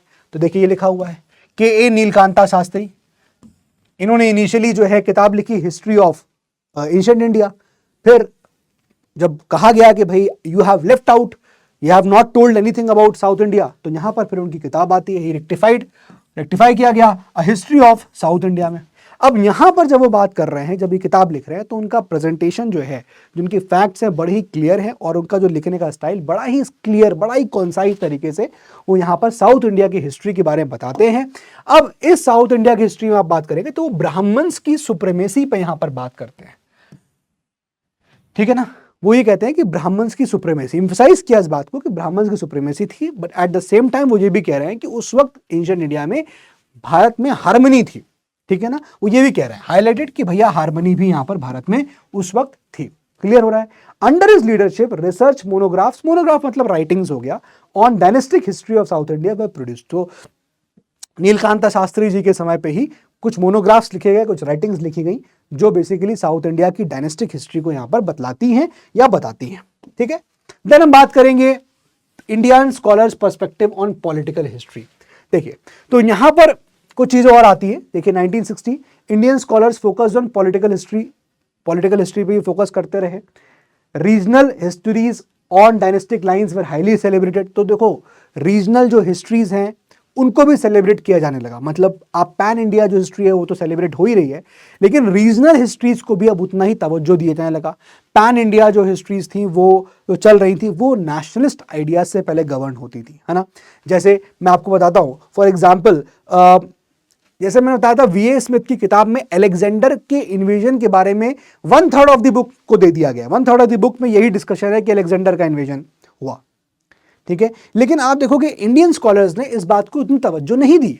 रादर पोरस का जो डायलॉग है जो होता है उसके बारे में ज्यादा डिस्कशन है। चंद्रगुप्त मौर्य का जो सक्सेस जो उसका निकल के आता है नॉर्थर्न इंडिया में, उसके बारे में ज्यादा यहां पर डिस्कशंस होते हैं, ठीक है ना। ये देखिए यहां पर लिखा है emphasis on Porus dialogues with Alexander, और दूसरा emphasis on Chandragupta Maurya's liberation of north west India. इस पे ज्यादा यहां तवज्जो दिया जा रहा है। Some scholars emphasize indigenous dynastic roles in liberating India from Shaka and Kushan. कुछ यहाँ पर स्कॉलर ऐसे भी थे जो इस पीस को एम्फसाइज करते हैं कि हमारी जो लोकल डायनेस्टीज थी वो किस प्रकार से हमको शाका और कुषाणों के जो रूल है उनसे हमको लिबरेट करती है। हालांकि उनकी अंडरस्टैंडिंग इस जगह लिमिट कर गई। वो ये चीज़ कहीं कहीं स्कॉलर्स हमारे मिस आउट कर गए कि बहुत सारे ऐसे सेंट्रल एशियन की सोसाइटीज़ थी या फिर लोग थे जो इंडिया आए और यहाँ पर आके इंटीग्रेट हो गए, यानी यहीं के होकर चले गए। वो हम इसलिए ऐसा कह रहा है क्योंकि उन्होंने यहाँ पर इंडिया आके जब वो रहे तो इन्होंने इंडिया के रिसोर्सेज को एक्सप्लॉइट नहीं किया अपने बेनिफिट के लिए, और यहीं पर वो रहेगा। ये मैं नहीं, अगेन ये सब स्कॉलर्स कह रहे हैं। समझ में आ रही है बात? ये पॉलिटिकल हिस्ट्री यहाँ पर आर.एस. शर्मा की बुक कह रही है, मैं नहीं कह रहा हूं। ये लिखा हुआ है कि उनकी अंडरस्टैंडिंग लिमिटेड थी on central Asian central Asians. क्यों? उनका कहना है कि भाई इंडियन सोसाइटी में आके ये सेंट्रल एशियंस इंटीग्रेट हो गए, और वो हम इसलिए कह पा रहे हैं क्योंकि सेंट्रल एशियंस ने क्या किया, उन्होंने कभी एक्सप्लॉइट नहीं किया कभी भी इंडियन रिसोर्सेज को अपने इस्तेमाल के लिए फॉर द ओरिजिनल होमलैंड। भले वो सेंट्रल एशिया के थे लेकिन उन्होंने कभी भी इंडियन रिसोर्सेज को एक्सप्लॉइट नहीं किया। ये मैं नहीं कह रहा हूं, ये आर.एस. शर्मा की किताब कह रही है, मैं पहले ही हाथ जोड़ के बोल रहा हूं। कभी कोई किसी की फीलिंग्स हर्ट हो तो मैं पहले ही बोल रहा हूं कि ये सब चीजें इतिहास की चीजें इतिहासकारों के द्वारा लिखी गई है, मैंने नहीं लिखी है। तो कभी कोई इस तरह से आप प्लीज इसका कोई गलत मीनिंग मत निकालिएगा। और खाना मैं आपको यहाँ सिर्फ पढ़ाने की बात कर रहा हूँ, ठीक है। किसी भी फैक्शन ऑफ सोसाइटी के लोगों को जो मुझे देख रहे हैं उनको मुझे हर्ट करने का कोई भी यहाँ पर अंदेशा नहीं है। ये सिर्फ इतिहास मैं बता रहा हूँ जो आर.एस. शर्मा की किताब में लिखा हुआ है। आगे आइए, ठीक है ना। बहुत सारी चीजें आर.एस. शर्मा का आप ऑक्सफोर्ड जो एडिशन पढ़ोगे उसमें तो बहुत खोल के बोला है उन्होंने, बहुत खोल के चीजें लिखी हुई हैं। बट मैं तो काफी हद तक इस एनसीईआरटी की चीजें भी कम करके बोल रहा हूँ, है ना, क्योंकि चीजें जो है वो अभी आपके सामने हैं। इट्स एन ओपन प्लेटफॉर्म, ठीक है। आगे आइए, अब मैं बात करता हूँ केपी जायसवाल की। ये बहुत इंपॉर्टेंट नाम है अगेन, केपी जायसवाल। क्यों? ये रिपब्लिक्स की बात कर रहे थे, सॉरी ये डिस्पोटिज्म को ब्रेक करते हैं, ये मिथ ब्रेक करते हैं डिस्पोटिज्म का। इसे कहते हैं ना, अंग्रेज कह रहे थे, अंग्रेज हिस्टोरियंस के भैया India is a land of despotism.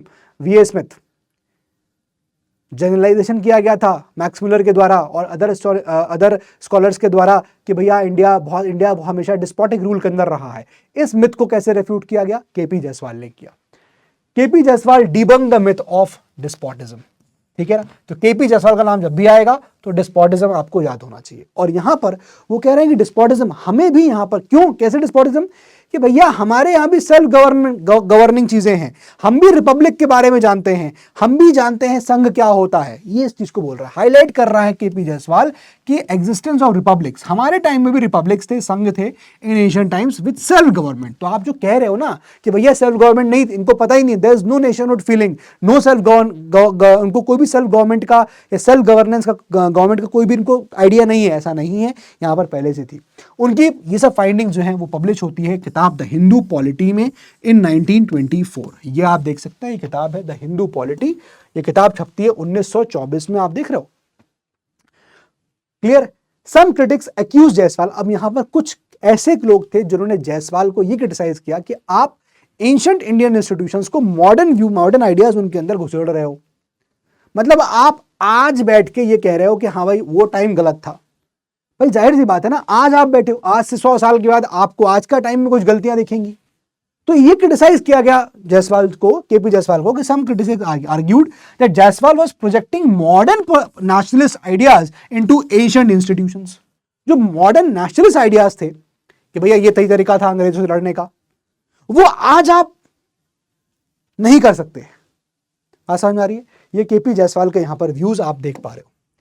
The nature of the Republic, और जो रिपब्लिकन गवर्नमेंट थी presented by him face criticism from writers like UN Ghoshal. और जो टाइप की रिपब्लिकन गवर्नमेंट यहां पर बताई केपी जायसवाल ने, उसका काफी क्रिटिसाइज किया गया, जैसे फॉर एग्जांपल यूएन घोषाल ने किया, ठीक है ना। इस तरह की चीजें यहां पर बोली गई। बट एनीवे, जो उनकी थीसिस थी केपी जायसवाल की, वो काफी मतलब वो आप देखोगे, thesis on the practice of Republican experiment is widely accepted. ये कॉन्सेप्ट को या ये थ्योरी को बहुत वाइडली एक्सेप्ट किया जाता है, और जो उनका वर्क है वो आज एक्सेप्टेड है, और इसलिए आप देखोगे उसका 6th एडिशन भी आपको देखने को मिलेगा, ठीक है ना। 6th एडिशन में ये चीज यहां पर पहुंच चुकी है।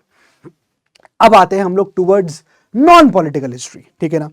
तो नॉन पॉलिटिकल हिस्ट्री की जब हम बात कर रहे हैं तो यहां पर एक शिफ्ट देखने को मिलता है कि भाई इतिहास खाली क्या पॉलिटिकल हिस्ट्री का ही होता है, मतलब हम कभी इतिहास पढ़ रहे हैं तो क्या हम खाली पॉलिटिकल हिस्ट्री पढ़ेंगे? नहीं। यहां पर नाम आता है ए एल बाशम का। ए एल बाशम जो है वो अपनी किताब the wonder that was India, ये देखिए मैं आपको बोल रहा था ना एनसीईआरटी में आपको लिखा मिलेगा wonder that was India, but किताब का नाम देखिए the wonder that was India. तो इस किताब में उन्होंने ये लिखा हुआ है कि भाई आप हिस्ट्री पढ़ रहे हो तो हिस्ट्री को खाली पॉलिटिकल हिस्ट्री के एंगल से मत पढ़ो, आपको उसे नॉन पॉलिटिकल हिस्ट्री के एस्पेक्ट से ही पढ़ना चाहिए। आप कल्चर, आप लैंग्वेज, इन सब एस्पेक्ट से, आप इकोनॉमी, इन सब एंगल से भी इतिहास को यहां पर पढ़िए। तो ये जो किताब यहां पर ए एल बाशम ने लिखी, ये एक तरह से मतलब इसमें वो सब चीजें नहीं थी जो वी.ए. स्मिथ की किताब में मिलता है। हालांकि ये भी देखो, आप देख रहे हो ना कि ही इज नॉट इंडियन, तो बेसिकली आप यहां देखोगे कि ये जो आप देख रहे हो free from the prejudices found in the writings of V A. Smith. अब वी.ए. स्मिथ की राइटिंग या अदर ब्रिटिश राइटर्स की राइटिंग में बहुत प्रेजुडाइसेस थे, मतलब वहां पर जजमेंटल हो गए लोग तुरंत, भारत जनरलाइज कर दिया, भारत में डिस्पोटिक रूल है, भारत वन मैन रूल के अंदर रहा है, भारत में कास्ट सिस्टम है, जजमेंटल हो गए। लेकिन वी.ए. स्मिथ ने कुछ ऐसा जजमेंटल नहीं किया, प्रेजुडाइज नहीं रहा वो, उसने खाली उतना बता दिया कि जो हो रहा था। ए एल बाशम की उसने किताब का नाम ही देखो उसका है wonder that was India, the wonder that was India, ठीक है ना। 1951 में किताब आती है, ठीक है। और ये एक ये एक सिंपैथेटिक सर्वे था of ancient Indian culture and civilisation, ठीक है। तो नेक्स्ट हम बढ़ते हैं, then we have D D. Kosambi, again very very important. D D. Kosambi यहां पर क्या कह रहे थे? He was blazed new trail in the Indian history. Bharat के इतिहास में एक नया यहां पर एक नया कॉन्सेप्ट की एंट्री होती है, क्या? Materialistic interpretation drive from Karl Marx writings. अब यहां पर वो मटेरियलिस्टिक इंटरप्रिटेशन कर रहे हैं भारत, क्या मतलब हुआ? ऐसे मतलब ये हुआ कि भैया मतलब कोई भी जो इंटरप्रिटेशन है इतिहास का, वो किसी मटेरियलिस्टिक ग्राउंड्स पे है। मतलब कहने का पॉइंट क्या है कि जो ग्रोथ है होगी सोसाइटी के अंदर, जो भी हो रहा है वो मटेरियलिस्टिक चीजों की वजह से हुआ। जैसे फॉर एग्जांपल कुछ प्रोडक्शन हुआ, इंडस्ट्री सेटअप हुई, तो वो इंडस्ट्री, कार्ल मार्क्स का यही था ना कि भाई इंडस्ट्रीज हैं, उसमें वर्कर्स काम कर रहे हैं, एक रूलिंग क्लास है, एक रूल्ड क्लास है ना। तो यहां पर उन्होंने क्या बोला, डी.डी. कौशाम्बी कहना यह था कि भाई जो भी ग्रोथ हो रही है वो डेवलपमेंट मटेरियलिस्टिक चीजों की वजह से हो रही है। लोगों को चाह है उस चीजों की, लोगों को इच्छा है वो चीज पाने की, इसलिए लोग जो है उसको प्रोड्यूस कर रहे हैं, डेवलप कर रहे हैं उस चीजों को। ऐसा नहीं कि हम उस चीज को प्रोड्यूस करेंगे तो उसके लिए हम इस पर्टिकुलर फैक्शन ऑफ सोसाइटी को हेल्प कर देंगे, उससे किसी के भले के लिए नहीं कर रहे हैं, किसी के वेलफेयर के लिए वो ग्रोथ नहीं हो रही है। यहाँ लोग मटेरियलिस्टिक एंगल से यहाँ पर इतिहास को लिखा गया। तो डी.डी. कौशाम्बी का जब भी नाम आएगा तो ध्यान रखिएगा, यहाँ पर मटेरियलिस्टिक जो इंटरप्रिटेशन है इतिहास का वो किया जाएगा कि भाई मान लीजिए कोई भी अगर मान लीजिए कोई इकोनॉमी ग्रो करनी है, कोई कल्चर चेंज होता है, कोई सोसाइटी में चेंज होता है, तो ये चेंजेस कब होंगे? जब चीजों का प्रोडक्शन हो रहा होगा, जब डेवलपमेंट हो रहा है। तो ये प्रोडक्शन, ये डेवलपमेंट क्या है? This is nothing but, you will see, this is nothing but materialistic चीजें, मटेरियलिस्टिक, इसी को बोल रहे हैं मटेरियलिस्टिक इंटरप्रिटेशन, जो इतिहास का यहां पर किया। तो इनकी किताब थी introduction to the study of Indian history, ये किताब आप देख सकते हैं, ठीक है ना। फिर एक किताब आई 1965 में, the civilisation of ancient India in historical outline 1965 की। Now DD. कौशाम्बी ये जो किताब देख रहे हैं, culture and civilisation of ancient Indian historical outline, presents the history of ancient Indian society, economy, culture as part of the forces and relations of production. जो मैंने आपको बताया कि प्रोडक्शन जो हो रहा है वो, या जो भी चेंजेस आ रहे हैं, B it your society, B it your economy, B it your culture, ये प्रोडक्शन की वजह से। मतलब अगर प्रोडक्शन बढ़ रहा, चेंज हो रहा है, अगर इकोनॉमी बदल रही है, तो आपकी सोसाइटी, आपकी इकोनॉमी, अगर आपका कल्चर, ये सब चीजें यहाँ चेंज हो जाएंगी, वो यहाँ बोला जा रहा है। He showed the stages of social and economic development. तो टीडी कौसाम्बी ने बताया कैसे यहाँ पर ये डेवलपमेंट हुआ है ना, चीज़ें चेंज हुई, डेवलपमेंट हुआ, तो उसके बाद आपको चेंजेस देखिए कल्चर के अंदर, सोसाइटी के अंदर, ये सब चीज़ें यहाँ पर बोली गई और अब इसको काफ़ी क्रिटिसाइज किया गया है ना, criticise by scholars including Basham, but again he is widely read, D Kosambi काफ़ी ज़्यादा यहाँ पर पढ़ा जाता है। Clear. Now changing approach to study ancient history, आप देखोगे पिछले 40 सालों के आसपास आप देखोगे काफ़ी चेंजेस यहाँ पर आ गए हैं जैसे हम एंशिएंट हिस्ट्री को यहाँ पढ़ते हैं। अब देखिए हमारा ग्रेटर एम्फेसिस आप आपकी किताबों में या आज के जो हिस्टोरियंस हैं वो कैसे करते हैं, कैसे इतिहास को पढ़ते हैं। मैंने आपको बताया कोलोनियलिस्ट का व्यू क्या था, इंडियन स्कॉलर्स का व्यू क्या था, हमने को एयर भाषम का बताया। अब आज के टाइम में आप देखो तो किस प्रकार से यहाँ पर इतिहास को पढ़ा जा रहा है। आज के टाइम में इतिहास जो है वो आर्कियोलॉजिकल फैक्ट्स के बेसिस पे चलती है। आज के टाइम पे जो हम इतिहास पढ़ रहे हैं वो एंथ्रोपोलॉजिकल एविडेंस के बेसिस चल रही है ना। तो आज ऐसा नहीं हो रहा है कि हम इतिहास को लिखें एक पर्टिकुलर एंगल से लिख दें, नहीं, आज हम जो भी इतिहास देख रहे हैं कि भाई क्या आर्कियोलॉजिकल एविडेंसेस है वो बताइए, है ना, कि आज हम देख रहे हैं क्या एंथ्रोपोलॉजिकल एविडेंसेस है वो बताइए, तो है ना, ऐसे आर्कियोलॉजिकल एविडेंसेस खुदाई करी, कहीं कुछ मिल गया, है ना, जैसे फॉर एग्जांपल आपको कुछ सील्स मिली, जैसे फॉर एग्जांपल कॉइन्स हैं, तो इनके थ्रू आपको चीजें पता चल रही, तब आप उसके बेसिस पे आप क्या कर रहे हो, आप हिस्ट्री लिख रहे हो, आप हिस्ट्री लिख रहे हो। तो आज इतिहास पढ़ने का, हम एंशिएंट हिस्ट्री कैसे पढ़ रहे हैं आज के टाइम पे, अभी आगे आओगे, आगे देखोगे अगले चैप्टर में यही होगा कि अब जो हम इतिहास पढ़ रहे हैं उसमें हम न्यूमिस्मैटिक्स की बात करेंगे, कॉइन्स के थ्रू हम सील्स की बात करेंगे, हम इंस्क्रिप्शंस की बात करेंगे, हम लिटरेरी सोर्सेस की बात करने लग जाएंगे। तो आज इतिहास लिखने का तरीका क्या हो गया, ये सब सोर्सेस हो चुके हैं। तो वही कह रहा है कि there is a shift in the methods and orientation of studying the ancient India, है ना, और पिछले 40 सालों में अब ज्यादा एम्फेसिस सोशल, इकोनॉमिक और कल्चरल प्रोसेस को दिया जाता है, ठीक है। और यहां पर जो कंसिडरेशन है वो किसके ज्यादा, वो कंसिडरेशन आर्कियोलॉजिकल और एंथ्रोपोलॉजिकल एविडेंसेस को यहां पर दिया जाता है। वेस्टर्न राइटर्स भी पहले जो कहते थे कि भैया भारत में जो कुछ भी हुआ अच्छा वो सिर्फ वेस्टर्न आइडियाज की वजह से हुआ, वेस्टर्न कंट्रीज की वजह से हुआ, इंडिया में कुछ भी चीज अच्छी है तो बाहर से आई, अब वो ऐसा नहीं बोल रहे हैं, है ना, they know longer insist on all these things.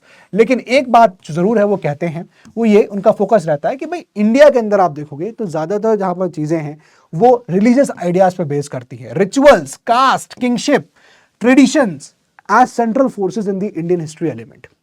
ये सब चीजें सेंट्रल फोर्सेस रही हैं हमेशा, रिलीजन को ज्यादा तवज्जो मिला है, कास्ट हो गया, रिचुअल्स हो गए, है ना, ये सब चीज, किंगशिप, इनको ज्यादा तवज्जो दिया है।